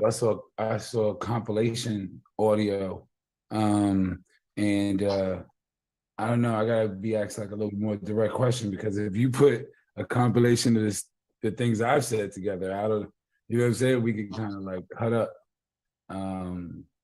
you know, like, and make me sound a certain way. So I can't really comment on what I just heard. If you have a different question, you know what I'm saying? How people feel about it. How people feel about it. Well, let me ask you this. Are you familiar with those? I know those are compilations, but, you know, those are things that have been in the headlines over time where, you know, the full clip has been released. So are you familiar with those? And if so, can you speak to them as a friend of Kanye West? Like, you know, when people ask you about it or when you see it, how do you respond to it? Or what do you think of it? And he's a grown man. You know what I'm saying? A grown man with a heart and a mind and a soul. You know what I'm saying? Like we all have. So, you know, when I hear that, I hear that, you know, he obviously had a conversation each time. It's a compilation. So I can't, you know, I'm big on what was said before and what was said after. And I also think that a lot of times when he does do long interviews, we kind of like get more perspective on how he speaks. Absolutely. Well, let's get into some of the things that we're seeing in the headlines currently. So, as I mentioned earlier, according to Forbes, Ye has lost his billionaire status. And of course, people are chiming off on that as well. Lil Duval being one of them, who says Kanye is about to be on the Millennium Tour, pretty much saying, you know, he doesn't have the same status or the same financial status. So, Pierre, I'll start with you. Do you think what Kanye West is doing, do you think it's worth it, being that, you know, he's losing all these deals and now he's no longer in that billionaire status, Pierre? Let me ask you, I'll answer that, but let me ask his friend one question. You know, and again, I don't know the friendship. I'm guessing that you're really a really good friend of his. And for the stuff he said, the clips we saw, am I not sure that you know what he said? I mean, did you not see that stuff, that the clips, in those clips? You didn't see the whole long conversation, none of that stuff he said to make a comment about it? I'm just not able to comment that in that structure. I'm not gonna do that to somebody that I do know. You know, I have a lot of friends. We all have a lot of friends. You know, Jackie Long is a great friend of mine. If I took clips from Jackie Long, you know what I'm saying? You'd be like, what was said? That sounds crazy. So like, I'm an editor as well. I've been editing for years. So I'm not gonna comment on the compilation. If you ask me what I feel about Harriet Tubman, I can speak to you on that. If you ask me what do I feel about, you know, a specific question, we can talk about that. But you know, all right. I understand that. I dig it, but if I know my best friend and he had 10-minute conversation and we took 1 minute out of it, I can still tell you the whole thing about how I felt because I know the whole conversation. I can talk about the one, the 30 seconds he said. I can say, well, that was because he said this. But never mind. It's all good. I don't think Kanye will not be on a millennial tour. Kanye is too big of a force. I don't think this is going to, will this, this is one of the kind of things you got to find out at the end what it looks like. Right now, it's a lot of stuff happening and we all can make our opinions. But let's look at a year or two from now. Maybe Kanye did the smartest move ever, or he may not have. At this moment, it may not look good to me, but I'm not him, and he knows the bigger sources around him and what he's planning to do. So to say he's on a millennial tour, I get it. Lil Duval's a comedian. It's funny. I get it. But at the end of the day, will we be all laughing on ourselves and like, damn, Kanye made the right move? I don't know that. So yeah, that's what I was saying. I think we just in a different world and how people are taking what people can do versus what people said. You know what I'm saying? Like, let me bring in Brian Payne on this because I know you're a supporter and you're a native of Chicago. So I'd love to get your thoughts as a fan. Do you think what Kanye is doing, do you think it's worth it, at all at this point? I know what Pierre said, and I think he made a great point. We have no idea how this is going to turn out. But at this moment, what are your thoughts on that? I mean, yeah, I would support Kanye almost through everything that he's ever said or done. Like he says it like in like not the best way, but it's like the context of what he's saying always makes sense.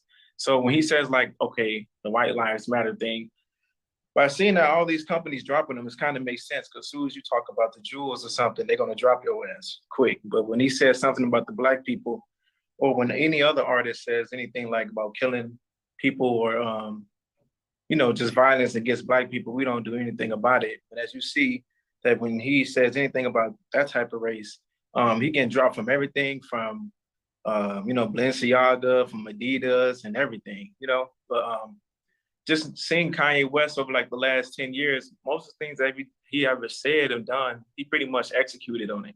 You know what I mean? So he didn't miss, you know what I mean? Like he probably didn't say it the right way, but no one ever said he was lying about anything that he's saying.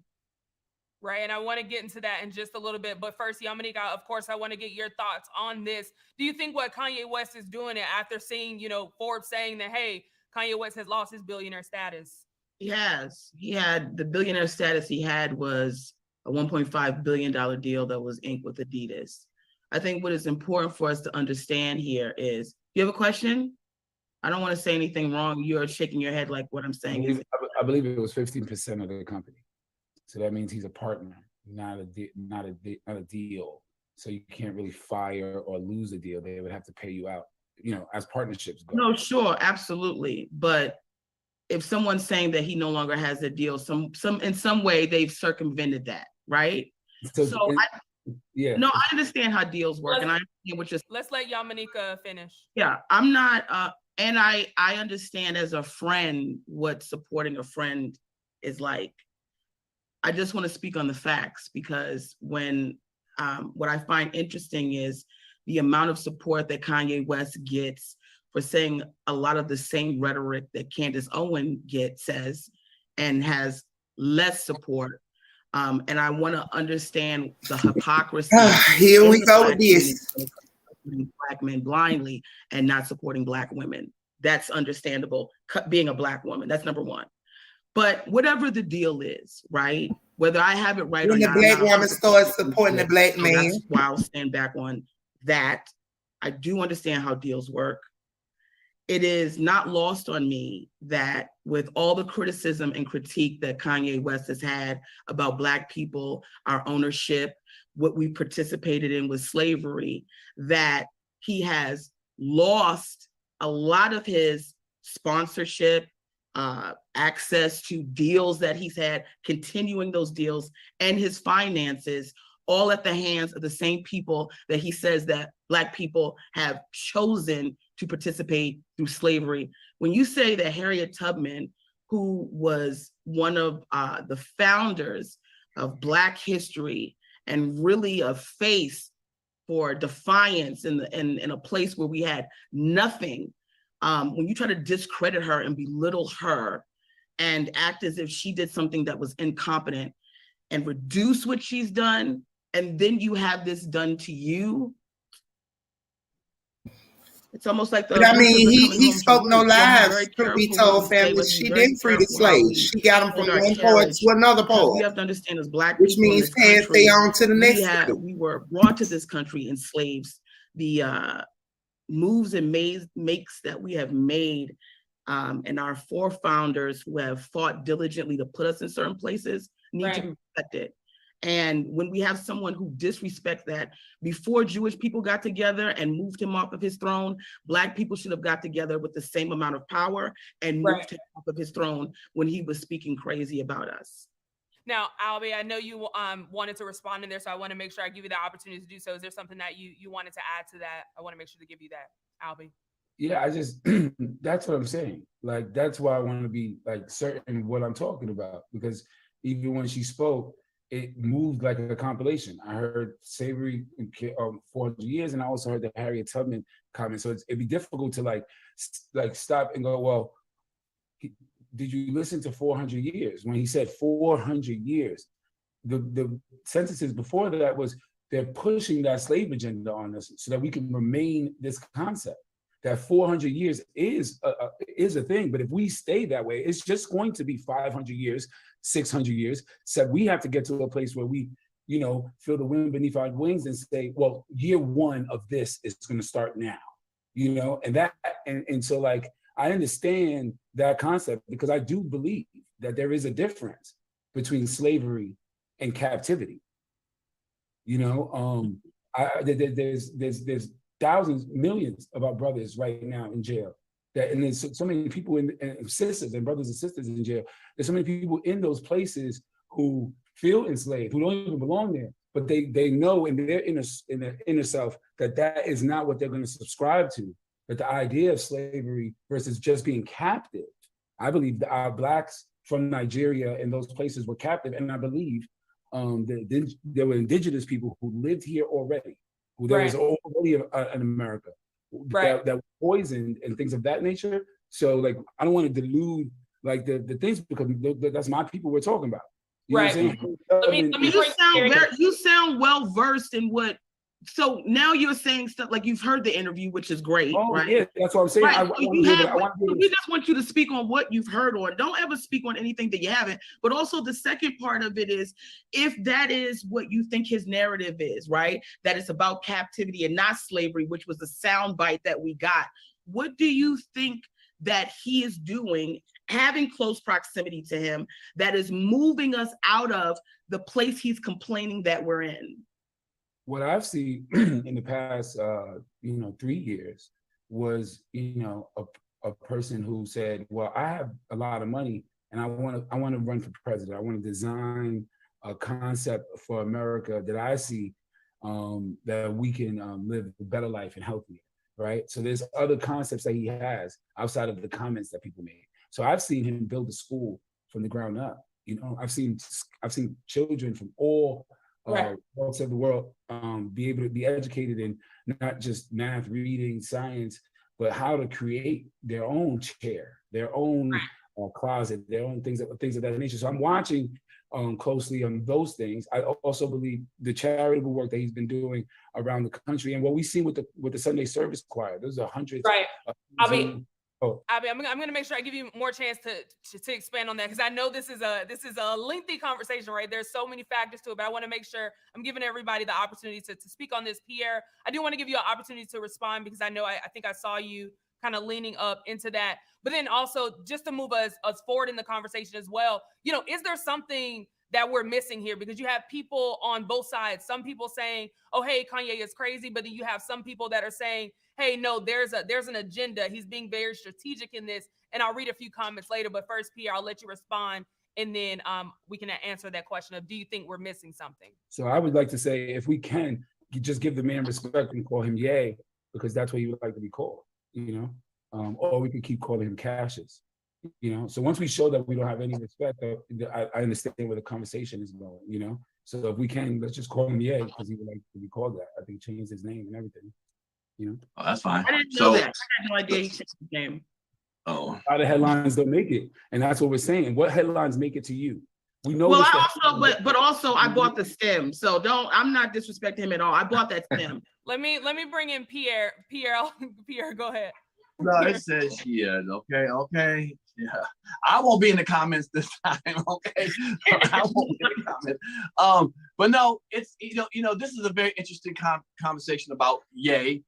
From the side of one's a friend, one's an associate that knows him closer, and we don't. And that's the problem there. We don't know him as well as somebody does, and somebody who knows him well doesn't necessarily, I think, have the same feeling and mindset that we have on the outside. So it's an outside versus inside. That's always going to be a battle, because the outside is going to say, well, we see it this way. The inside says, I know him this way. Well, that's the whole dichotomy of the whole, I use the word dichotomy, the whole dichotomy of this whole situation. Damn it, I don't care if the word is right or not. Put it in the comments. It's right. It's right. But that's what a battle is. And this is never going to be this is going to be a never-ending battle. Okay, as long as he continues to act the way he acts or puts himself out there, we're going to have these kind of opinions because we don't know him personally. This gentleman knows Ye personally, and so that's why we're going to have this conversation. But at the end of the day, he's going to have to make it his own way, and we got to see the ending result. Who was right, who was wrong at the end of the day. If you want to say right or wrong, is this the right way to do it? We know how we feel about it, by what he's saying and undermining situations like Yamanique said. The other gentleman says, well, he's not undermining. Well, that's your opinion, and then it's our opinion, and this is not going to this is just a thing of two people giving their opinions. It's not going to come together at the end of this conversation. We're not going to come together. This is not going to happen, okay? Because one person's too entrenched in that. That's all it is. And I feel like he just wants people to have a conversation. I think he got one. When people come out with the tabloids and stuff, it's really about like people being sheeps and people who being like just being a leader. You know what I mean? Like, are you looking at tabloids and agreeing with everybody else, or did you actually take the time out to look at the interview and actually like understand the concept of what he's saying? Like even with the Harriet Tubman statement, Harriet Tubman once said like she freed 1,000 slaves and she could have freed more if they knew they were slaves. So I think more so what Kanye West was talking about was more sort of like mental slavery. Because like being in captivity for 400 years, like it wasn't a choice to free Harriet Tubman. It wasn't a choice for Nat Turner. It was, some people, and even now to this day, people are slaves to materialistic things, slaves to like the type of music they listen to, and then we don't cancel them though. So right, and yet he did have commentary, right? He did have commentary on Harriet Tubman, who you are also aligning said something similar to him. One of the things with Harriet Tubman is that a lot of people don't know is that Harriet Tubman at gunpoint had to get her brothers away from slavery. Do you understand? And failed several times with them. What I'm saying is, we're not here to have a back and forth about Kanye. I think there's a lot of let me not be a part of the, I know when the manosphere and all these niggas get together, they think black women trying to go crazy. Not niggas, black people. I think you're fine. I'm talking to niggas. Okay. I'm talking to okay. Now, if you want to align yourself with the niggas I'm talking to, then that's what you're going to talk about with your therapist. But okay. Niggas, Okay. So at the end of the day, a conversation should be had. What I think happens is when you're trying to have a conversation, if this is what you guys are saying he is trying to do, and it gets becomes a circus, then are we moving forward? Is there any type of a benefit? We all have the understanding that we are in the entertainment industry. We know that there's a show with it. When we deal with the public, right? When we deal with people who are not in entertainment, they may not understand the show, and the certain things that we do promote certain things that people take on in a way. Do we not have responsibility for the results of the chaos that we have created? No, I think. I'm sorry. No. I was going to actually say, because I think, Brian, you bring up a point that I've actually seen, and I want to read that comment because I do think it's worth reading, because I think there's a question here about our people. So there's a user who said, Kanye is a lot of things, but stupid is not one. He made comments about George Floyd and White Lives Matter as a part of his plan to show that there will be no fuss made, no contracts dropped, nothing but racism against Black people is okay, and anyone can say anything against us. But if you say a word against any Jewish person, people, or establishment, they will all come together to destroy you in the name of anti-Semitism. You can say what you want about us, but you can't call them out. They're proving his point to a T. If we all united the way they do, the world would be a pleasant place for us to thrive as they do. You're going to come back with his own, Ye is going to come back with his own platforms, clothes, shoes, and we should show solidarity. We literally are being taught a lesson right now. So I see you shaking your head. And of course, I want to come back to you, Albie. Is this a case of, Black people in our community not holding ourselves accountable? And I think Brian mentioned of being, a slave to these companies or a slave to these corporations mentally. Do you think that Ye is trying to teach us that there's no accountability there, or that this just situation is teaching us that? I'll come to you, Albie. We're talking about Ye. Pierre's here, I'm here, we're here. These are names. But when we talk about media, we say the word they. When we go, they, we have no name. We have Wizard of Oz shit going on, bro. Like, you know what I'm saying? Like, there's some Wizard of Oz. Like, it's like, yo, what? So you say, okay, I saw the show in Paris, right? I saw a different thing. This is what I'm watching in real time, right? I watch the world at the same time with everyone.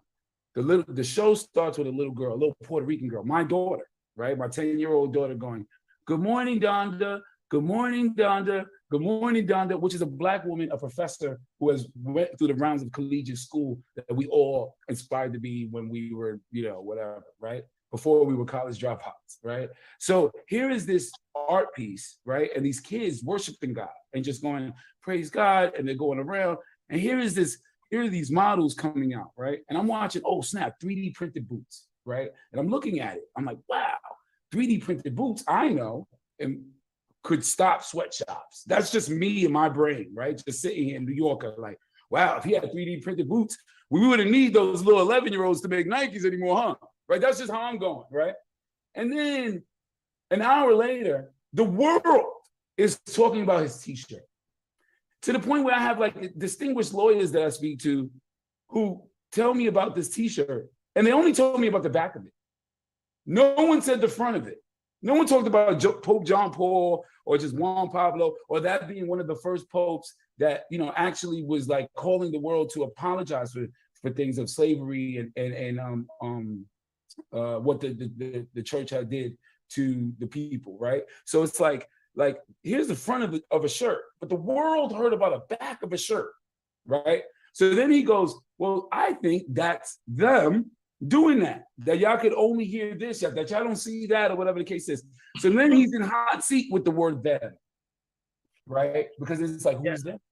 So now it was just a snowball that crushed the city. But to the point where we're even saying that Foot Locker dropped him. Now, none of you in your right mind, when you saw Foot Locker drop him, yeah, where the socks?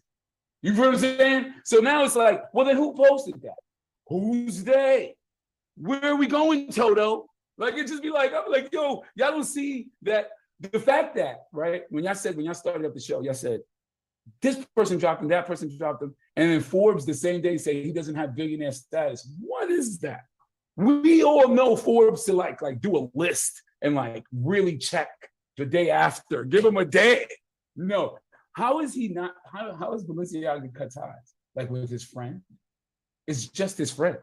Everything that I've heard, everything that I've seen as a supporter of Kanye since the beginning has disappointed me as a Black woman. Just, that's honest. Somebody who has a cognitive mind who understands, okay? I'm not geeked up on him on this Black male masculinity, like the brother doing all this stuff. Some of the stuff he's done is absolutely asinine and foolish to me on a base level. Forget what he said about Jewish people. Forget what he's saying about white people. As a Black woman, I'm like, oh my God, I wish his mother was here, because I think that's the moment that he cracked when his mother died. I think that's the moment that his mind went somewhere else. That's number one. Number two. Wouldn't everybody's? Sure, absolutely. I have said this on my platform. That's when he lost his mind, when his mother left. I'm not making fun of that. I'm saying that is a very profound moment in which he lost his mind, and now we are following somebody whose mind is out in the ether. But listening to you, you seem to think that he has control of his mind. Some of you guys think that there is an agenda to what he's doing. So all I can say at this point in time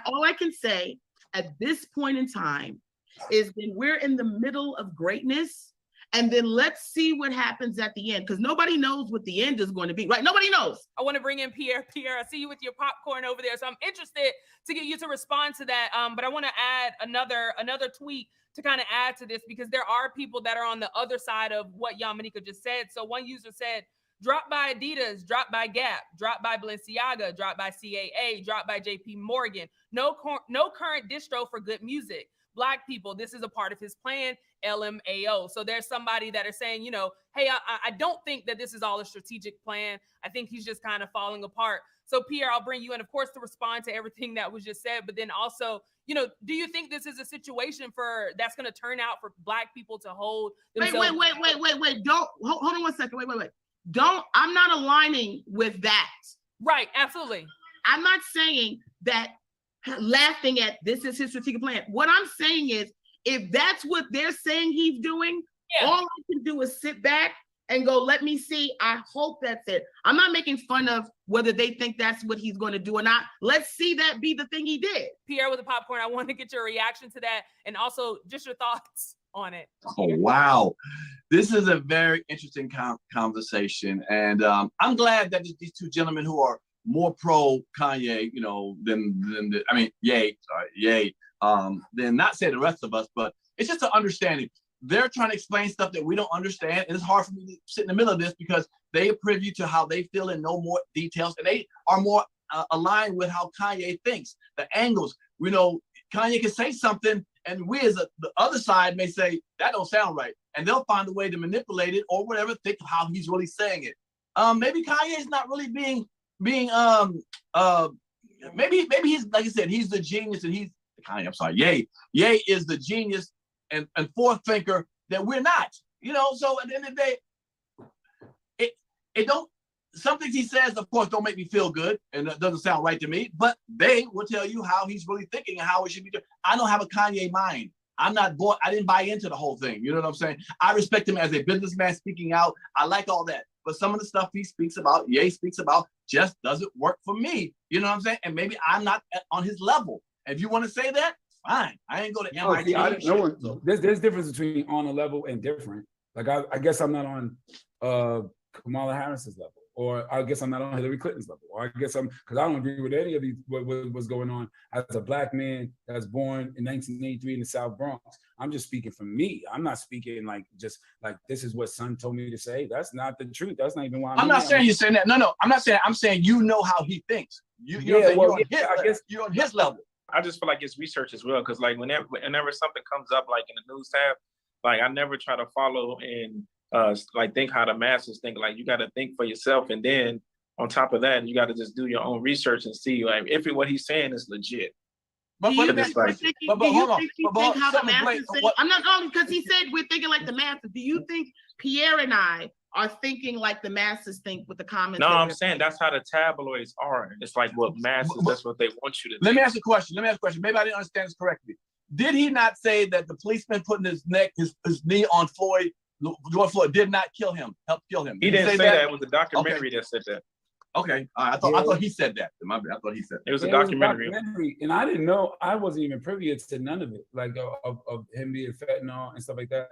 I was privy to the emotions that a lot of men were going through. I've heard a lot of testimony of like, man, why did he cry for his mom, right? And then I never heard that until that moment, like with all of us, right? And then because I didn't see that documentary, and then and it was like, you know, there are moments where people are drugged, right? You don't know who was on his leg or whatever the case is. Like, you feel what I'm saying? Like they said. Yeah, but that was a conservative point about the fentanyl.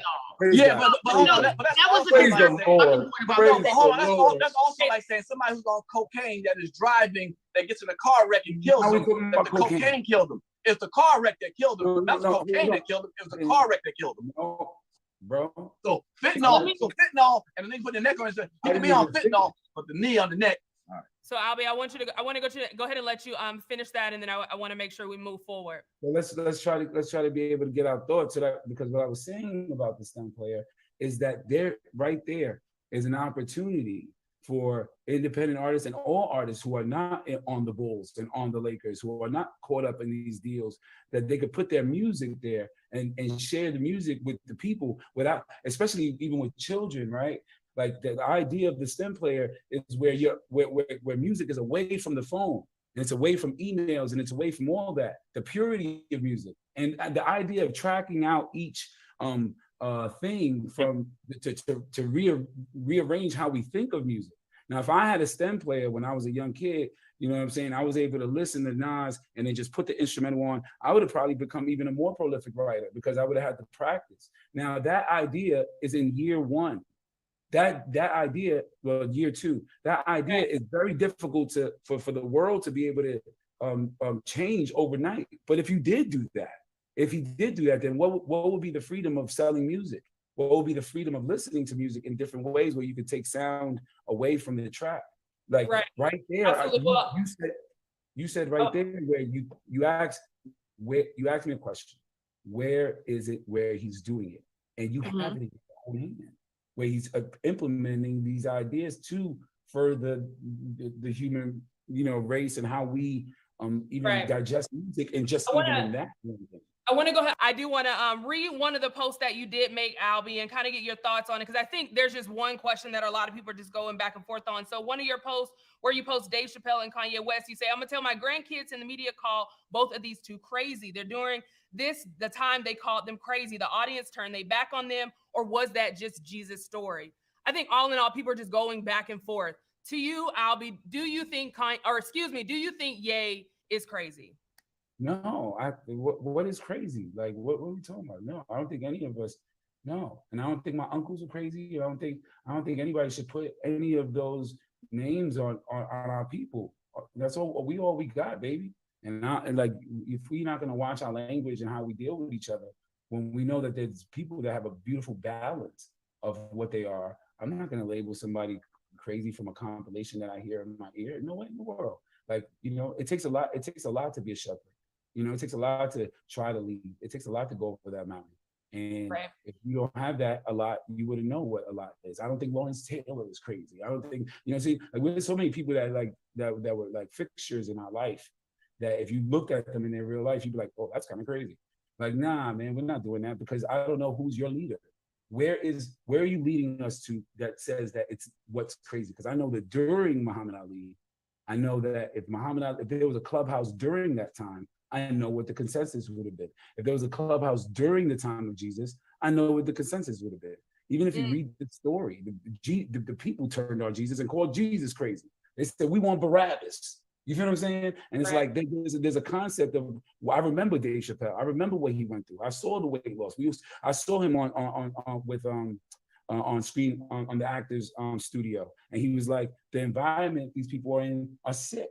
You know what I mean? And we saw it. So I'm not saying that parallels. I'm just saying that in the moment, like Pierre said, in the moment, you might be on the wrong side of history or right. But at the end of the day, what are we listening to? Someone talking about God, someone talking about kids, someone talking about education, someone talking about pure water, like what we have to go through. You know what I'm saying? Because I think what Detroit went through was crazy. Right, and I think too, what we seen with Dave Chappelle, like you said, a lot of people thought Dave Chappelle was crazy, but now Dave Chappelle is a completely different place. Pierre, let me bring you in on this. All in all, there's a lot to discuss here. There's a lot to unfold. But bottom line question, I think a lot of people are asking, and I'll ask you: do you think Ye is crazy? No, I agree with him. Depending on how you define crazy. I think if you go against the norm, it doesn't mean you're crazy. Some people just need to be understood, on a certain level. And like I said earlier, only time will tell. He may be the wisest in the bunch. We have a right to say how we feel, but we also have the right to be wrong too. We can be wrong at the end of the day, or we can be absolutely correct. He can fade away or whatever the case may be. We don't know what the future is. I'm just glad I'm alive during this time to experience it. And I'm glad I'm on this show today, because you see the levels of passion both ways. You know what I'm saying? To be understood. And he's vouching for someone that we don't understand 100%. Kanye, because Ye, because he's into that. Into him a little more. You understand? My day doesn't take up with Ye. Okay, I got Pierre's panic room to work on. But I will comment when you ask me about the situation. So again, I enjoyed. I think he's contributed a lot of great things. Ye, to society. A lot of stuff. I think he's contributed that was great. But like I said, time will tell. What side of the coin he was really on. So that's.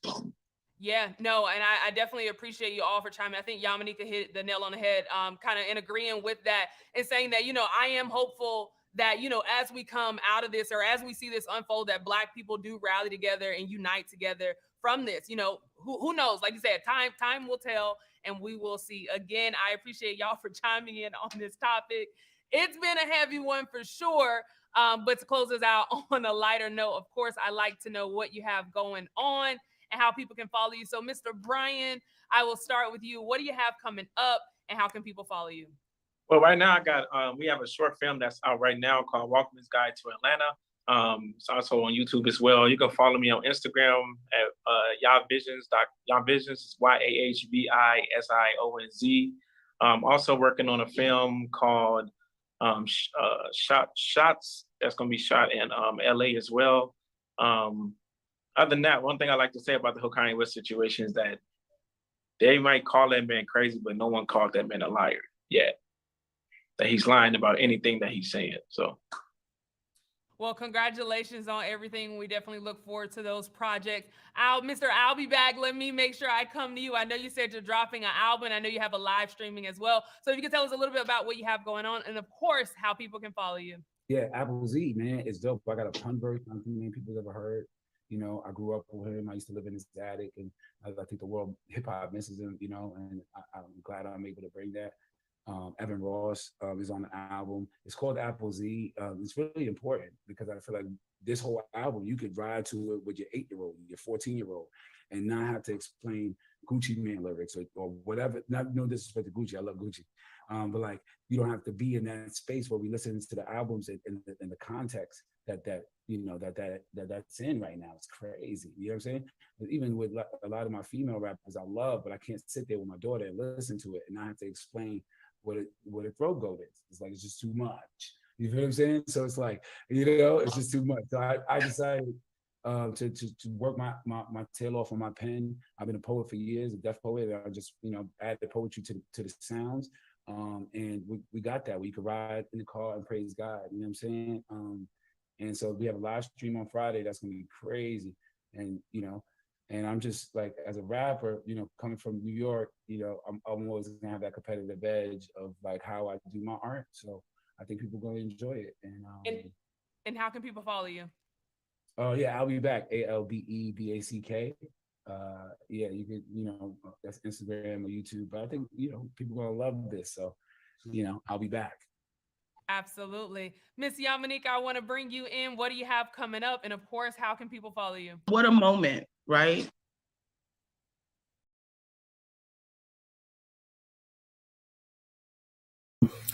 All right, and Mr. Bass. So, Mr. Bass, what did you think about that? Like me personally, as I heard that earlier, as me you was listening to it, that damn scorned woman. Why is it that we Black women so scorned? Like we have. Why is it that we have so much against the few masculinity of men that we have left? Can you help me make it make sense, Mr. Bass? Because I love my men. She's the very definition of an angry Black woman. And but Mr. Bass, not every man has to pay for what you have experienced with one or two men, as I stated earlier. When we are in the worldly world of flesh and we're doing things to please our flesh, it doesn't work right. We always do things that are not good for us when we're operating in the flesh. Okay. I have done a lot of things within my life outside, you know, while being within the flesh. And I have made some bad decisions. Even with the choice as I was younger, as I grew, you know, I made bad choices with men. Like, you know, because that was the mindset that I was in, operating in my flesh. Like I was a street woman. I dealt with drugs and did all this stuff here. So I attracted what I was into. But however, as I grew as a woman, gained wisdom as well as knowledge, like things that I did when I was a young woman, a young lady, I dare to do these things now. So saying all that to say this is, she was very bitter. And then see, like whatever I went through with males that I've experienced, like I don't hold them all hostage or accountable for just because of a couple that I have dealt with, because I was operating in the flesh. And it was what my flesh was pleased with and liked it, because I was operating in the same magnitude of that type of man that I attracted. So why is it that she's so scorned and bitter? You just answered all that. I don't know. I'm just so, I'm just so different, kind of these, I'm a real one over here. So, they can't stand me, Mr. Bass, when I speak, but you know what? I don't give a fuck, because I speak the truth.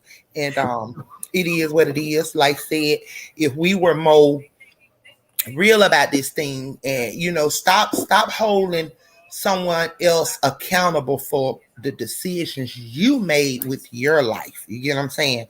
So as we sat there and watched it, I just when she was speaking, it was like it just was so negative. You know what I mean? Like she just got an issue, and she was like this masculine, like she really got an issue with our masculine men, the ones that we do have left, that they ain't, whatever.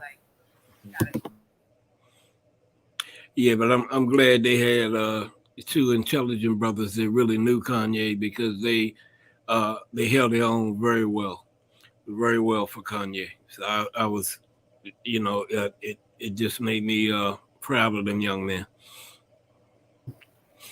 Facts. Okay, so Smitty, Mr. Bass, I'm gonna read a couple of comments real quick. So Smitty said those women went into competition with men and took on the pride of a man, which moves different in a female. Facts. But I don't know. You want to answer? You want to answer Smith, Mr. Bass? Because I just said it all in a nutshell. I can't, and no matter how strong and independent a woman is, guess what? I'm a strong woman. I'm independent. Never had my hand out. I don't rock like that, period. But however, at the end of the day, I'm a respect my masculine men. I'm a respect, and I'm gonna tell you the reason why I'm going to respect it. Okay, I'm gonna respect it because when you walk in light and you know what God's plan is for his children, which is, I'm going to say again, like I always say, man, woman, no, God, man, woman, child. It's just that simple, y'all. You know what I'm saying? So I don't give a shit how y'all feel. I said what I said, and that's my stance on everything, okay? The few masculine men that we have left that is standing up for truth, that is trying to be heard, yes, I will help them speak truth, because we as women are fucked up. Like, we can be messed up, y'all. Like, real talk. Instead of that man, if he slipped, do we catch him to help him get back up, or do we bash him for slipping? Come on, we got to be real here, y'all. We got to support our men, like, real talk. And there's a saying, behind every strong man, there is a what, Mr. Bass? A strong woman. All right, let's go. Yeah, and the operative word in Smitty Quopo's quote up there is that the lady is in competition. So you're not in competition. That's why you don't have that issue. But when women become in competition with men and want to try to play a man's role, that's a big problem. Did you dip out on me, boss lady?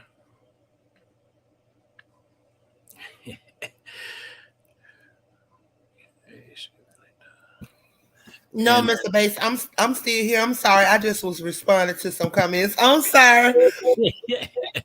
I'm sorry. I'm here. I just gotta, I be talking to you, then I gotta communicate with the family, you know what I'm saying, in the comment section. But yes, you know what I'm saying, I am not in competition with our men. I mean, that's just what it is. But some of them, like stated, they are bitter. They got an issue. Even when they do have a good one, they don't They don't treat him right. Like they treat him like he's a nobody or he's a nothing. You know, you have to strengthen your man. You have to let your man know that everything is all right. You can do all things through Christ who strengthens you as well as he strengthens me. You know what I'm saying?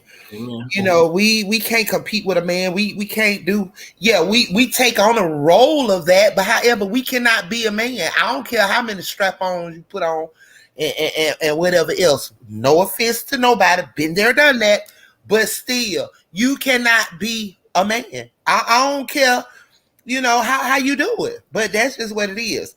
And another sense too, Mr. Bass, like what they are trying to do, like women of her caliber, for the few men that we do have that are masculine, they're put in place. Women like her are put in place to bring on this agenda. Yes. That's what I think. Yes, no question. I mean, that's been their main objective ever since the end of World War II, is to get the man out the house, the black man out the house. Mm-hmm. Absolutely. Absolutely. Absolutely. Parch said, yes, it is because we don't have the balls to compete with a man. Absolutely, Parch, we don't. Why should we? Instead of just allowing a man, I ain't talking about no Tyrone, no Ruder Poop, or nothing like that. I'm stating a man. I ain't talking about nothing else. I ain't talking about Bill or Tyrone. I said a man. Okay. Okay, so Louisa said thank you, but I don't know how to do all this computer stuff, but I got your back. Jason, he's supposed to be blind. I don't know what Louisa is saying. I get what she's saying in the first sense, but I don't know what she's saying. Jason, he's supposed to be blind. I don't know. Okay. Is she talking about? I don't know, Mr. Bass. But okay, you can keep with the content. It's a difference between a man and a do boy. Facts, Parch. Facts. Yeah, I just want everybody to pay attention to what Professor James Small is saying and how he's breaking this down. It's just brilliant. I really like this guy. Okay. Thank you, Mr. Bass. I'm gonna go on mute.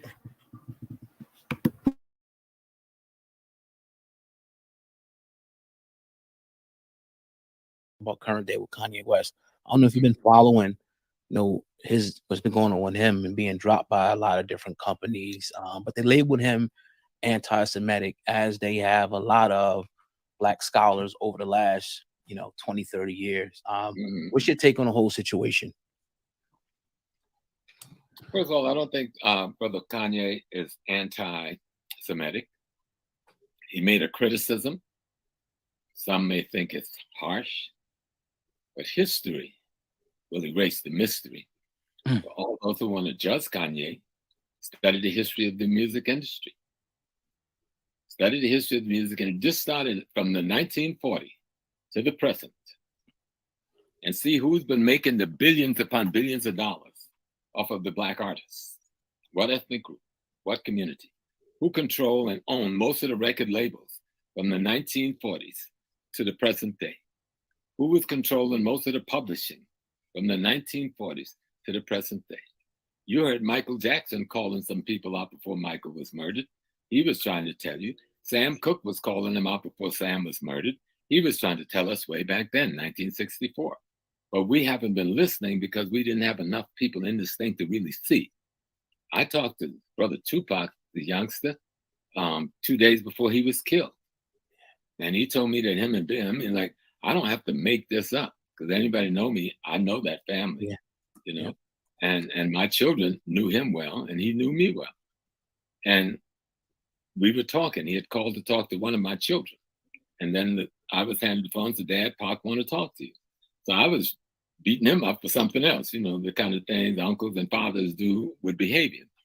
And then he said he wanted to talk. And I said, okay. He said, I'll be in New York next week. I'm down in Vegas now. We're going through the Spike thing. I said, okay, cool. He said, but I want you to know that the rift between me and Biggie, that ain't real. He said, they're creating that.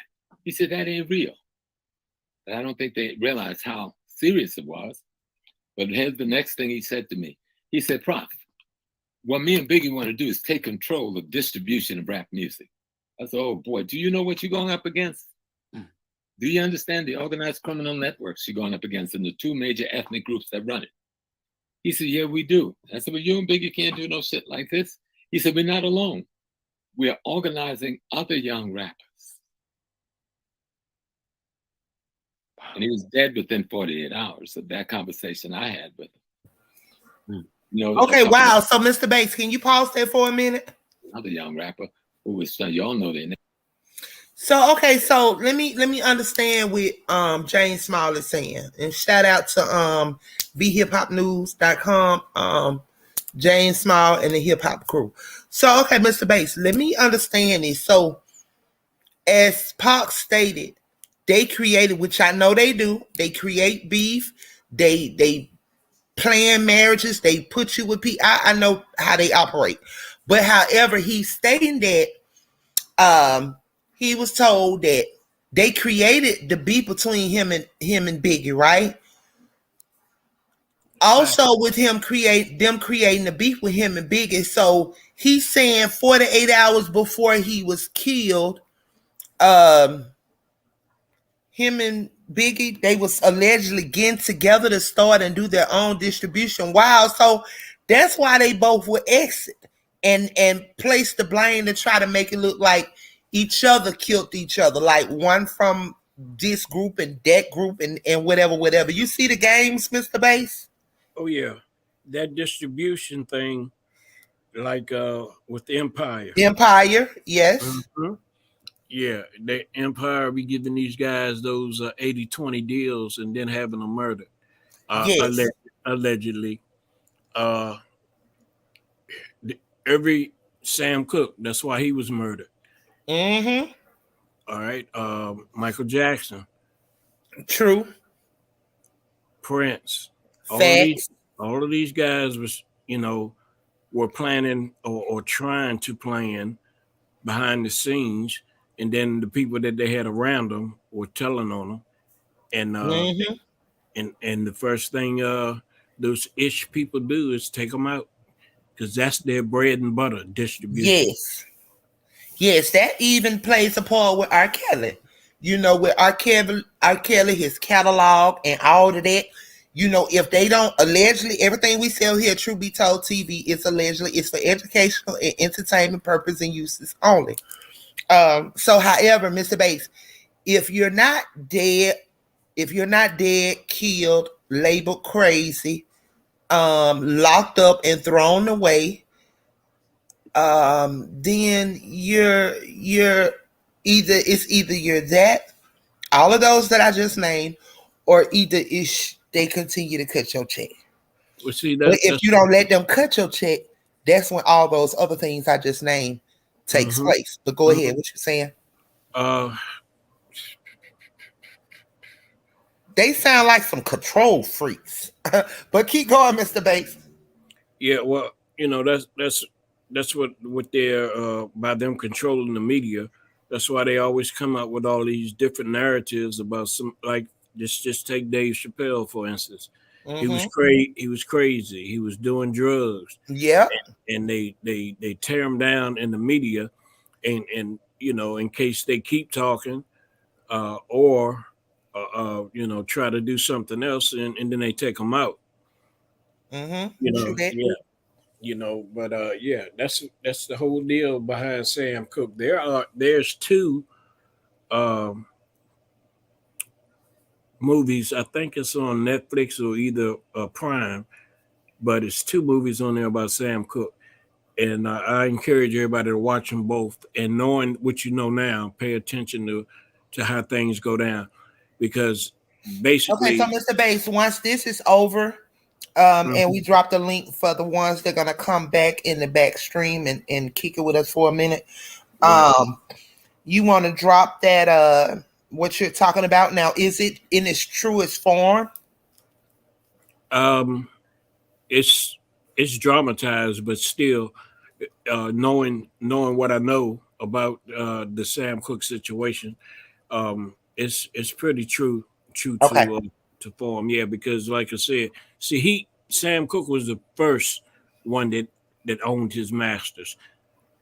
Okay, Mm-hmm. he was the first one that owned his masters and stuff, and man, he had it together. And now he whoever he was rocking with was dropping some knowledge on him.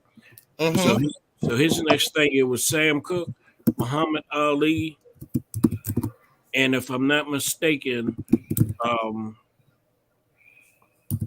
Malcolm X. We're going to do a try to put together a distribution business. Mm. And so the main money, they took him out. See, and that's what they do. Mm-hmm. You And can I'm gonna, continue. If yeah. you're finished, Mr. Bass, when you're done talking, you can continue, love. All right, here we go. Thank you, babe. It's better than me. I'm old. I don't remember everything. But Tupac wasn't the only one that was killed around that issue. I remember James and Toomey was the first one that told me, God bless his soul, about something called the Columbia study. Columbia Records paid Harvard University, I think in the 50s or late 60s or something, to study how to control the music industry, because they were having so many conflicts with Black folks because they had them in such draconian contracts. You know, people were ready to shoot some people. And so the study that came out of Harvard University that was paid for by Columbia Records said, if you control distribution, you can let them have their labels, you can give them anything else they want, but control distribution. From there, you control the industry. Okay? Kanye understands this. Mm-hmm. And they move against Kanye because they looked up and said, oh shit. He has the power of influence beyond anyone in that industry, and he has the courage to use that influence. And they moved to take it away from him. Now, Kanye is not a fool. Now, this kid may do some things that we don't like. All of us will. I do some stuff y'all may not like either, you know. But you remember a month or so ago, he said he wanted to get out of those contracts, didn't he? Yes, sir. He did. But if he had pulled out of those contracts, he'd have lost all his money, wouldn't he? Yes, he would have. I don't know what he did to make them pull out of the contract, but I call it genius. Did you hear me? Yes, sir. Okay. I want to go to one of the comments that he made that made us as a culture, maybe not us in particular, but as a whole, very emotional. And that was the comment when he said slavery was a choice. Now, we assumed that we took that as him saying something a little broader than what we were actually hearing, the words that he actually said. What did you think about that comment, and how did you feel about the reaction that we gave him for that comment? I think the comment was childish, immature, and showed a lack of knowledge and understanding of history and politics. He may have been trying to say something else. He chose the wrong framework in which to put it. But I didn't see Adidas or anybody else pulling out of his contracts for making that statement, which was worse than anything they're calling anti-Semitic that he did. Yeah. Okay. I didn't see nobody condemning him across the national TV network, where every network is chiming in, but it seemed like they're all in cahoots together. I don't know what that's about. You can flip from channel to channel. Everybody talking about Kanye West, Kanye West. Somebody got a hookup when they want to attack a Black man or woman who have an economic strength and is able to use it without asking for their permission in the way they use it. Right. So, yes, Kanye, like many of us, me probably included, we could do to sit down before we say certain things and seek advice from some elders or some people we have respect for. But at the same time, I don't see those same communities and I don't see those same companies raising hell about the people who pay to make music that encourage our young people to be drug addicts. I don't see those same companies using that same strength to stop and shut down the lyrics that they're paying millions of dollars for to be poured into the street that leads and inform and misguide young brothers to shoot and kill hundreds of other young brothers in the streets of our community every year. Where are they then? That's not an innuendo about being anti-anybody. That's an actual fact that took lives. Where are Adidas and the other companies then? And Black people ought to take note. Take real big note that, like that record industry, where certain ethnic groups made billions off of us, and the sports industry, where certain others made billions off of us, that we need to take note that says, okay, you're going to pull your contract, then we won't buy your products. We don't have to buy your products. You want to play economic warfare? We spent $1 trillion with you last year. You want to see what it looks like when we pull back a black $1 trillion from your corporate structure? You want to see what that looks like? We'll shut you down nationally. And we don't have to pull back the whole trillion. Just pull back a few billion. Because we need to learn how to fight back. This is economic warfare we see in the attack on Kanye. If these people were really legitimate and cared about so-called hate speech, calling my sister and my mama and my daughter a bitch, calling me the N-word, and y'all paying millions of dollars to put that on the airwave every day and trying to pass it off as music, and you don't call that hate speech? I don't hurt from it. So where are they then? So they don't have any legitimacy. What we're seeing is racialized economic warfare against Black people. I want to transition just a little bit, but as it pertains to what you just articulated, and that's hip hop media and just media as a whole. Now, we know media is a controlling mechanism that run the masses. I would like to know what you feel as though our representation is when it comes to how our information is disseminated by our people, and what are some ways that we can go and getting that better? Yeah, it's getting better. You know, when hip hop first started as a genre, because it's not a culture, it's a part of the greater African American culture. It is a music genre that's a part of the culture, like jazz was and rhythm and blues was. And it's one of the most powerful, because people don't really see what hip hop really was. Imagine, up until hip hop, we had access to music schools and high school and junior high. We had access to all kinds of music programs and drum and bugle corps. Something happened after the 60s, and they decided we got to cut them off from the music. Somebody realized that if we can control the music, we can control the behavior of the young Black community. Because it's the young Black community that was marching with Dr. King. Yeah, he had a few elder brothers and sisters with him, but the 90% of those people following Dr. King, they were teenagers. It was teenagers that made up the Black Panther Party. It was teenagers and young adults that made up the Republic of New Africa. It was young adults and teens that made up the Black Liberation Army. Somebody saw that and they had to figure out, wait a minute, how do we control the propaganda?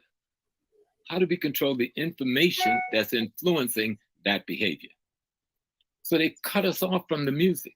Think back and remember when they took music out of schools, took the bands off the streets, took the drum and bugle corps out of the Haru and all the other places around the country. Like, damn, it happened almost overnight by 1970. And then something happened. The spirit, the ancestors and the gods of African people showed the Black youth how to take his tongue and his palate and create a music without instrument. You know how friggin' phenomenal that is? Yeah. And that music now dominates the whole world. Japan, Korea, Sweden, Africa, China.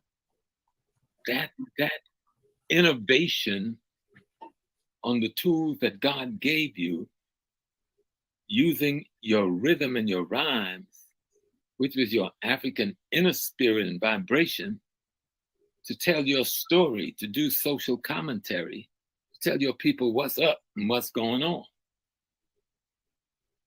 And if you remember in the beginning, they laughed. That rap thing ain't going nowhere. I mean, this thing gonna come past and blow. And they look up one day and it was dominating the social ecology. And then they said, we got to take it over. And we not only got to take it over, like we always do Black music, but we got to take that powerful influencing tool and turn it on the very people that they were trying to save. And that's when you saw lyrics change. And you saw guys like Cohen and Jimmy Iovine and Kilman and others in that industry begin to promote what we then later called gangster rap, where you're encouraging drug use, where you're glorifying drug use, where you're glorifying calling your women by demeaning name, where you're glorifying the N-word, and you're paying people millions of dollars for doing that. If they were doing that to any other community, it would have been shut down in 2 minutes. But even when that was going on, there was still the young Black men and women, you know, getting through, making the breakthrough with rap music that was good for our soul, and hip hop dialogue that was good for our soul. Because all of hip hop wasn't gangster rap. And even all of gangster rap wasn't profane. So we have to kind of like, you know, really study the genre and then see who's doing what when, as we now teach this to the younger generation. That's y'all's job. To be clear, that's y'all's job. That thing that we call rap, I say it was a revelation from God. Okay? It was a revelation from God. How do you take an industry that's controlled by saxophones and clarinets and trombones and drums and replace it with the human vocal cord and a few little smooth body movement? Think of that now. You gotta see the power in that. Right. That's what happened. That's the power that's in your mind, because that was the mind of the Black youth. That was the mind of the Black youth saying, you can't keep me down no matter what you do. You can't keep me down. And the whole world had to look up. We just have to now study. Okay, stop it. Let's learn from what we did. Right. And let's take the best of that and move forward with that and discard the worst of it. Your enemy is going to always be there. Just like they are now. I saw an article I was reading earlier where somebody made a statement, it's time to shut Kanye down. Who the hell are they? Right. You shut the Black race down. You can't shut us down. Yeah, Kanye have some issue, but that's our issue. He belongs to us. Right. He's ours. Mind your business. Keep your hands off of him. He's ours. And what you said he did, he didn't really do, because I've read the statement. I'm going to go, what did they get so upset about? Mm-hmm. They got upset about the power of influence that the young man had, both in his dialogue and his music. Yeah. He may have made some misstep in his personal life, the social life. Even the three of us have made some missteps, all right? I've been married for 51 years, but I made some missteps, okay? Mm-hmm. Even I had 2 children, 1, 2, I count them, before I got married, you know, by 2 different sisters. God bless their souls. Because I made missteps. I didn't know what I was doing. Didn't know how to do it. I had to learn it.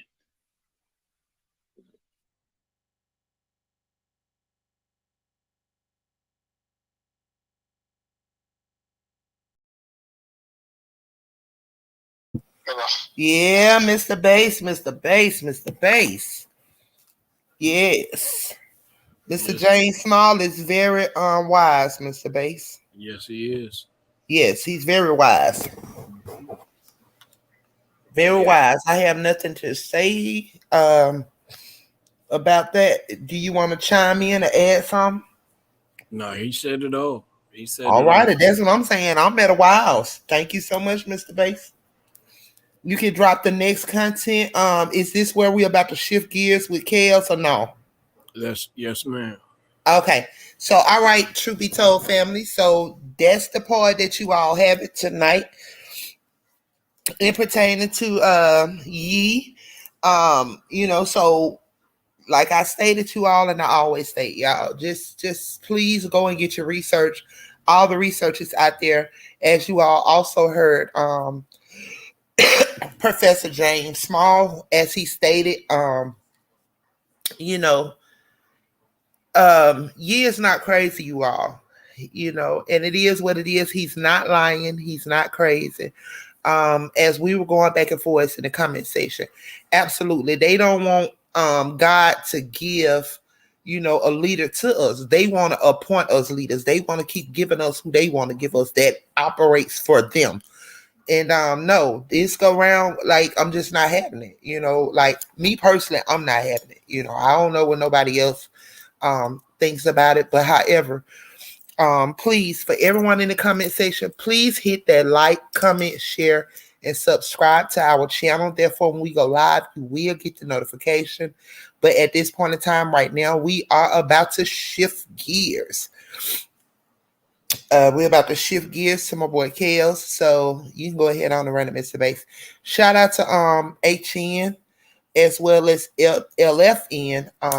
They are great. Please go sub to their channel as well. So, they drop You are facts. welcome to yet another episode of HN What's Your Say? The #1 listening show, where we discuss real issues with real people like you. We are still featuring Rkelly. Real name Robert Sylvester Kelly. Also known as the R&B King. It turns out the recent motion by Daryl McDavid's attorney, seeking compensation of his client's legal fees totaling to $840,000, and following his acquittal has also served to expose the contents of some secret meetings held back in 2020. The transcripts whose private status was momentarily turned to public suggest that the prosecution did meet with the grand jury early in February 2020, and discuss strategies on how to make a joint indictment, where new witnesses and new charges could be introduced in the Chicago case against Rkelly. During this secret meeting, a number of issues were discussed, and in the end, government lead prosecutor Angel Kroll did promise to bring 2 more witnesses to the list that would later put a seal on Rkelly's verdict. While at the meeting, the prosecutor was pleased to introduce an additional witness under pseudonym Brittany, who she suggested had been Jane's friend and schoolmate that also had serious allegations against Rkelly. According to her story narrated by Angel Kroll, she too met Rkelly when she was underage, and claims the same things that allegedly happened to Jane did happen to her, and sometimes with Jane too involved at the mercy of the R&B King, she says. While according to Brittany this started in New York City, she also describes more multiple encounters when she was allegedly still under 18. And for this reason, Angel Kroll requested that she be added to her list. At trial, however, Brittany was a no-show, and until now, it's not been clearly communicated why she didn't turn up. One theory suggesting she was never called for certain reason, and another being she deliberately made sure not to attend considering she could not handle it being used against Rkelly, or to be remembered as one of the people that Sony used to take down the R&B King. In the wake of her failure to turn up at the trial to testify against Rkelly like the grand jury had been promised, prosecution was rattled at the risk of losing the case, and did ask the jury to depend on Pauline's testimony and that by Jane, both of whom claimed had been involved with Brittany and Kelly at the same time. Pauline's testimony, however, came accompanied with yet another shocker, when she said that at the age of 20, she made an incognito call to Rkelly's house claiming she was Brittany, and threatening the R&B King that she would go public about some personal issues she termed as wrongdoings if he didn't send her money. According to Pauline, while Rkelly's camp calls this extortion, she terms it as "don't play with me." Pauline's interpretation of what she did as trivial left the entire courthouse wondering whether she understood what kind of legal problem she was risking. First extortion, then blackmail, and finally impersonation to defraud the R&B King.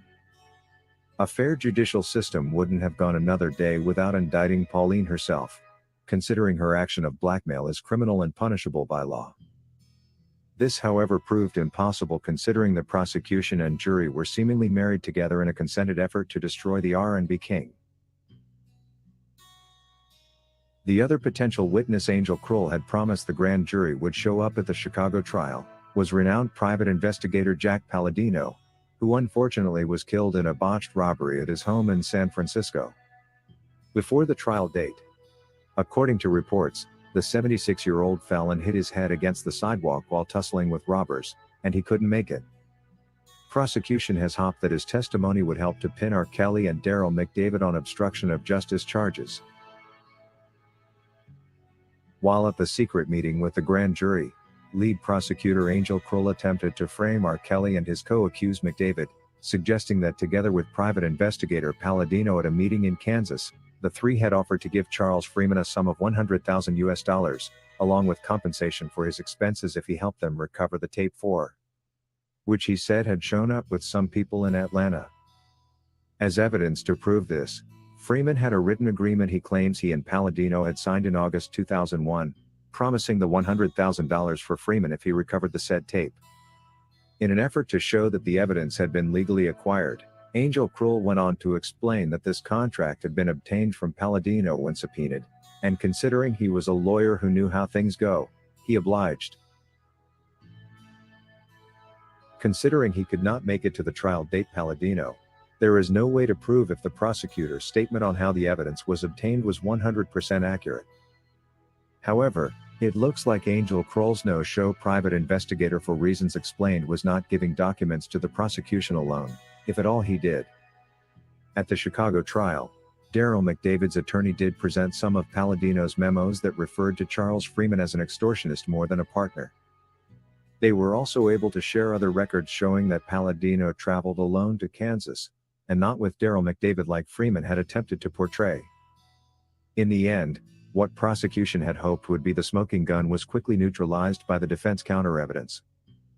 These two witnesses, Brittany and Jack Palladino, that prosecutor Angel Kroll had promised the grand jury in the secret meeting, were finally ruled out as absent at the Chicago trial.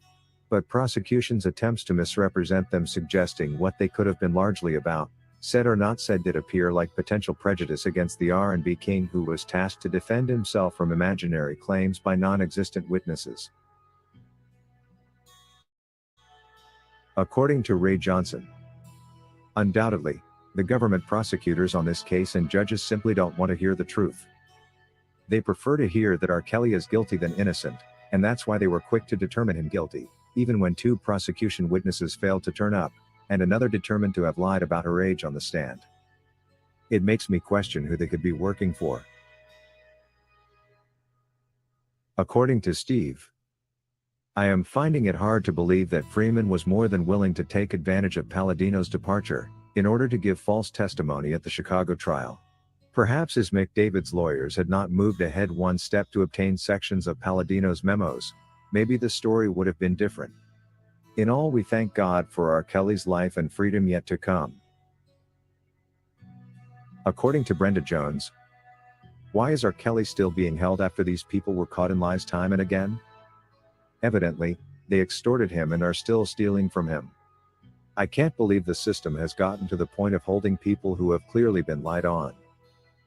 For sure, now I see there must be many innocent people in prison who didn't even commit any crimes. How can this corruption keep going on and nobody doing nothing about it?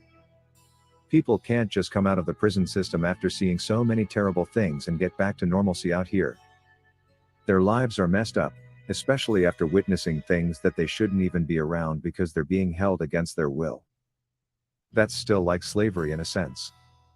Take away their freedom and use them to do whatever you want in prison, when in the real sense they shouldn't be there because they didn't do anything wrong after all. That is all we had for you today on HN What's Your Say?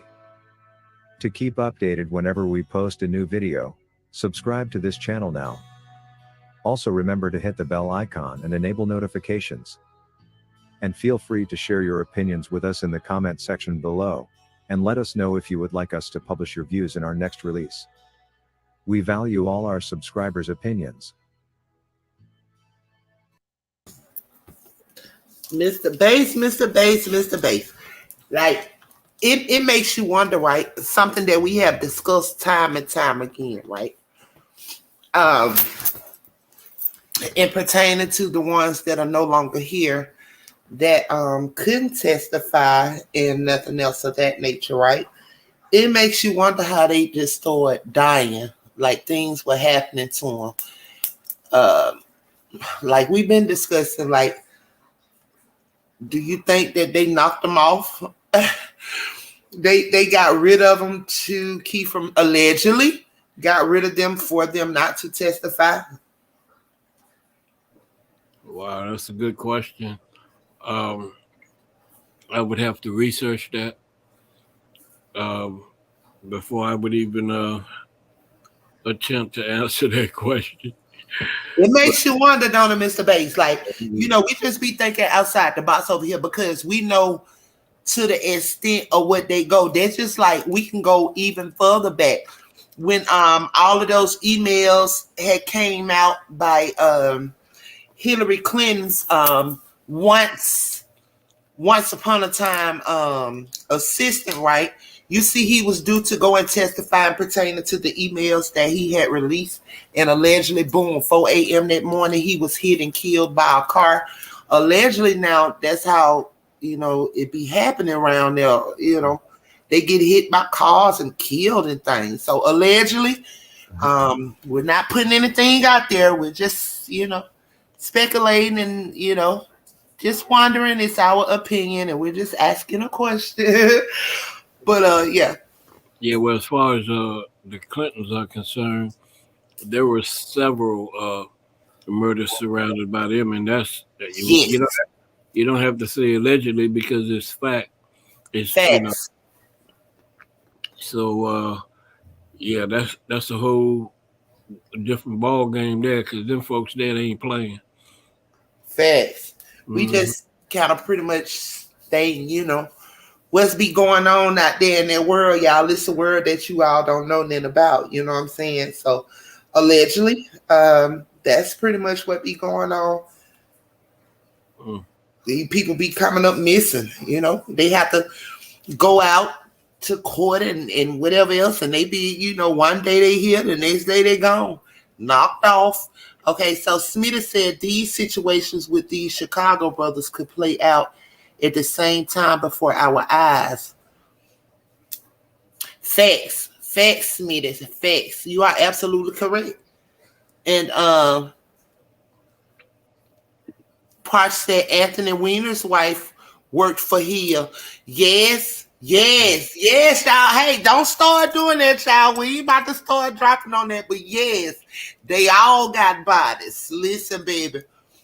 Allegedly. We gonna say allegedly though, y'all. But yes. If you know, then you know, y'all. Parch, Smitty, if y'all know, y'all know. Yes. Plenty of bodies, okay?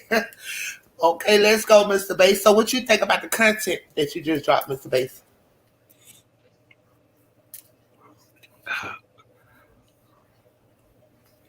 I'm just totally blown away from this whole trial and how all this new information is coming out. Where it's just I think it's going to make for a very interesting appeal. Oh my God, I want to see that. I want to see that appeal, Mr. Bass. Listen, I mean, frankly, if it go straight to the Supreme Court, Mr. Bass, you already know them people. When we stated this, Mr. Bass, and we put that out there for the people. Listen, man, when the Supreme Court get this and they get this, they look at this stuff. The Supreme Court gonna automatically overturn this man. They gonna free this man. Because when the trial started from New York to Georgia, look how they stealing shit and hiding shit in New York.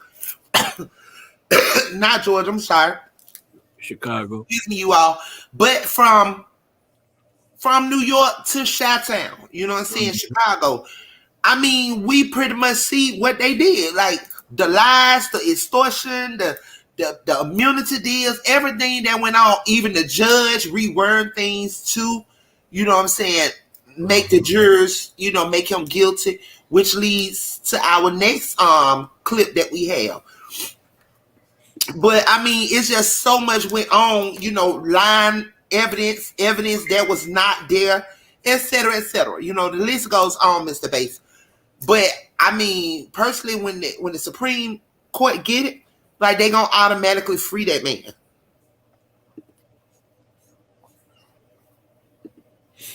I agree. Mm-hmm. Thank you, Mr. Bates. You ready to run this? Yeah, run it, love. That's why I said thank you, babe. Run it, run it, run it.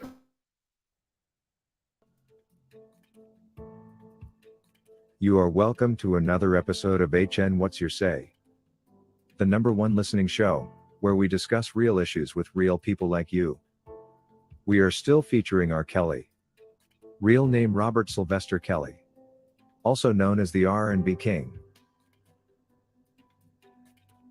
It's been not only hard to understand, but also quite shocking to learn that the US legal system would base an indictment on a television documentary, typically filmed for entertainment reasons in order to maximize sales on streaming platforms, and with the intention to create the narrative that Rkelly is a very dangerous person, goals the production team did maliciously achieve. And later base a judgment on the same visual material, this time accompanied with witness testimonies by the multiple women appearing in the docuseries, and a presentation of all kinds of evidence one would consider irrelevant to the case. Another bothering move by the judiciary was the way the prosecution witnesses' claims were adopted as the whole truth, declining any dissenting views that came from the defense, eventually ruling that Rkelly is guilty of all the 10 charges that were placed against him, including those that were simply crafted by handwork and forced into the indictment with completely no evidence to back them up. Among these are the RICO violation counts, which suggest that Rkelly did operate an enterprise that enabled him commit the alleged crimes. We understand that these dissenting views by the defense may have been presented to the court after the conviction, but this is the reason court provides for post-trial motions. It's never too late when it comes to legal matters and court processes, and there should always be a commitment by court to resolve matters arising at any time during the trial process. The judge has no reason whatsoever to reject legal advice in form of arguments from the defense on the basis of timing.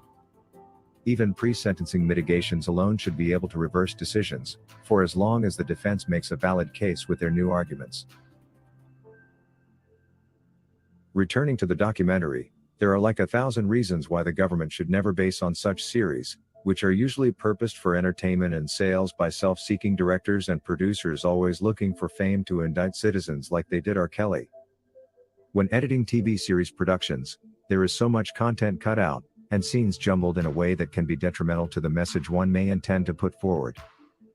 In the Surviving Rkelly documentary, for example, there are scenes that show one of the alleged victims, Dominic, crying, not necessarily because she had a problem herself, but because she was concerned about what the production team was trying to do to Rkelly. When a scene like this is mixed up with everything else, it's literally stolen and used to better the prosecution's case over the defense. There happens to be many actors that were brought on board without knowledge of what was even being filmed. These provided a lot of background information about Rkelly, like how he grew up in Chicago, and his desire to become a superstar, all to be used in an agenda to destroy him. In one interview with Public Announcement, Rkelly's former mates state how some important facts that were filmed in an interview with one of them were intentionally left out. But this is exactly how documentaries are made. And that is why such a production should never have been used as a basis to indict the R&B King. The show did not stop at portraying the wrong picture of who Rkelly was, but also influenced the jurors' decision, considering most of them had watched it, and had their minds twisted by it to look at Rkelly like the predator it suggested he was. Such jurors could not help it prejudicing the R&B King. Anyone could easily take the TV show as the whole truth. People tend to believe everything they watch. The reason many believe in movies. It's crazy to see that while it should be illegal to produce a documentary like the Surviving Rkelly series pre-indictment, considering how such content can wrongly influence a legal process and defame an innocent man, the government and judiciary are instead embracing the work of Sony's agent Dream Hampton in this unacceptable act of defamation. While such journalism may be acceptable after an independent jury, not under the influence of toxic films of the sort, has determined the defendant guilty, when the documentary becomes the first thing out, it risks misleading the authorities, and this is how innocent souls sometimes end up on the electric chair. Each department should be given the space to operate independently, without any external influence from the others. While the journalist's work is to report, those who spearheaded the Surviving Rkelly documentary did more than just report. They judged Rkelly, and in the process left the jury and judge with no work left, but to simply put a stamp on the predetermined verdict. We are not here to blame the surviving Rkelly production team and their patrons at Sony alone, but also to hold the justice system accountable for they entertained these mistakes, and did a perfect job cementing the government's false claims against Rkelly, when they knew well that the case facts had been hijacked pre-trial by the misleading series. Why would the judiciary even allow government prosecution to operate this way? Is serving justice still on their main menu? Or did they have a change of mandate that we haven't yet been sensitized about? I beg to be enlightened. According to Robin McQueen, indeed the surviving Rkelly docuseries was what distracted the New York jury from doing their job. Swamped by the sentiments arising from the TV show, they lost their position and power to prevail over this case, and instead became advocates for the prosecution. I actually think the reason the first surviving Rkelly production team could have resigned because they were afraid of going to prison, considering they knew well that whatever they were doing, defaming Rkelly before he went through a proper trial, was purely illegal practice. They were quick to sense that while Sony may be behind them right now, they will eventually be held accountable for their actions. The team that was hired after needs to remember that while Sony may be currently behind them, it's no guarantee that the company will be there when it's payback time for their role in this illegal act of defamation and misleading the court officials. How about they check with government, which now has to compensate Daryl McDavid to a tune of $850,000, and understand how much they may have to pay if Rkelly is acquitted. According to Sandra Hudson, it is so sad to learn that the team which resigned from the surviving Rkelly docuseries production were made to sign NDAs and cannot speak out. How meaningful it would have been if they were able to reach out to the public with this valuable information. What I can assure them is there is more wealth for them to gain in being modest and ever truthful, than in teaming up with mudslingers of this nature. While they may think they lost out on something, they ought to know that they instead survived the wrath of God, when he finally says enough is enough and vindicates the R&B king. I know a number of people who watched the series and all of them said the same thing. It just didn't feel right and created an aura of darkness in the room. I haven't watched it myself and I don't intend to. I have only watched bits in my effort to understand what type of production it is. It's clear that it was a wrong decision by the government to base their indictment on such a non-revealing documentary, that will forever be remembered as a tool used by Sony Records, in their attempt to destroy a great black man who will never be replaced. That is all we had for you today on HN What's Your Say? To keep updated whenever we post a new video, subscribe to this channel now. Also remember to hit the bell icon and enable notifications.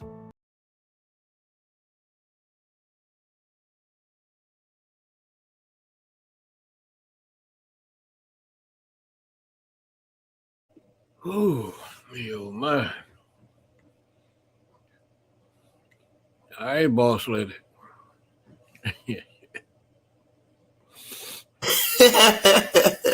Where Mr. Bass, Mr. Bass? Babe, it be a lot, don't it, Mr. Bass? Don't you even try that. I ain't gonna do it. I ain't gonna do it, Mr. Bass. But okay, so yeah. You come back, I'll be playing a concert. So y'all, pretty much like stated, this is all by design. It's just free chaos till it's backwards. They are going to, without a shadow of a doubt. I'm just praying that they do not put him through waiting all the years. But however, it's God's plan, y'all. If God want him to wait 2 years for, until they look at the appeal or whatever, however, then that's what it is. You know what I'm saying? It's really up to God. What we can do is just continue to do as a people, continue to do what we are doing, you all.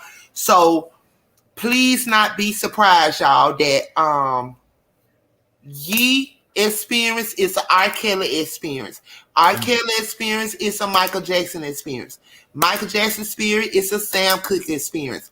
The list goes on and on and on, y'all, as we are coming in the comment section. To everybody that knows the truth of what it is, you all, those people are destroying our men when they stand up for themselves, when they want to be independent, when they want to get their masters, when they want to get their Kellogg's, etc., etc., etc. The list goes on. And see, these are ways that they destroy them. They put them in jail, they make them crazy, etc., etc., y'all. So must I remind you all, the same powers that Yee is up against, those are the same powers that Kels is facing. You know, like I stated on lives when we first had got our show started. I talked about the powers that be and how they are actually everywhere. You know, they are everywhere. They're in your hospitals, your doctor's office, your jailhouse, your school, around your children. They everywhere. So what they want done, they will have done, y'all. Please make no mistake, you know, allegedly. But it's the same powers that be. So we're gonna say stand behind these men, free Kels, as well as listen to Yee. Yee is not crazy. So we're gonna start that little hashtag listen to Yee. Yee ain't crazy, free Kels. Okay. So thank you all so much. This concludes the end of our live, you all, because I have to get myself ready. You know, I have to get me a little nap in so that I can get my peoples ready for in the morning. So I thank you first and foremost, Mr. Bass. I also thank my moderators in the comment section. And once again, you all, I do apologize for the show earlier, how I got a little rocket. Tips was in her feelings, baby. So, you know, all is well.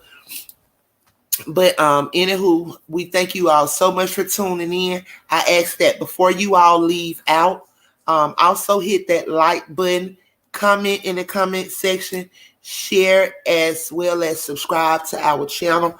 Also, shout out to the new subscribers. Shout out to Lady Eologist. Shout out and blessings to Lady Yeologist, as well as we have a new subscriber alert, new sub alert. Shout out to Dev Viren Jackson. Once again, new sub alert, D Viren Jackson. Blessings, blessings, blessings.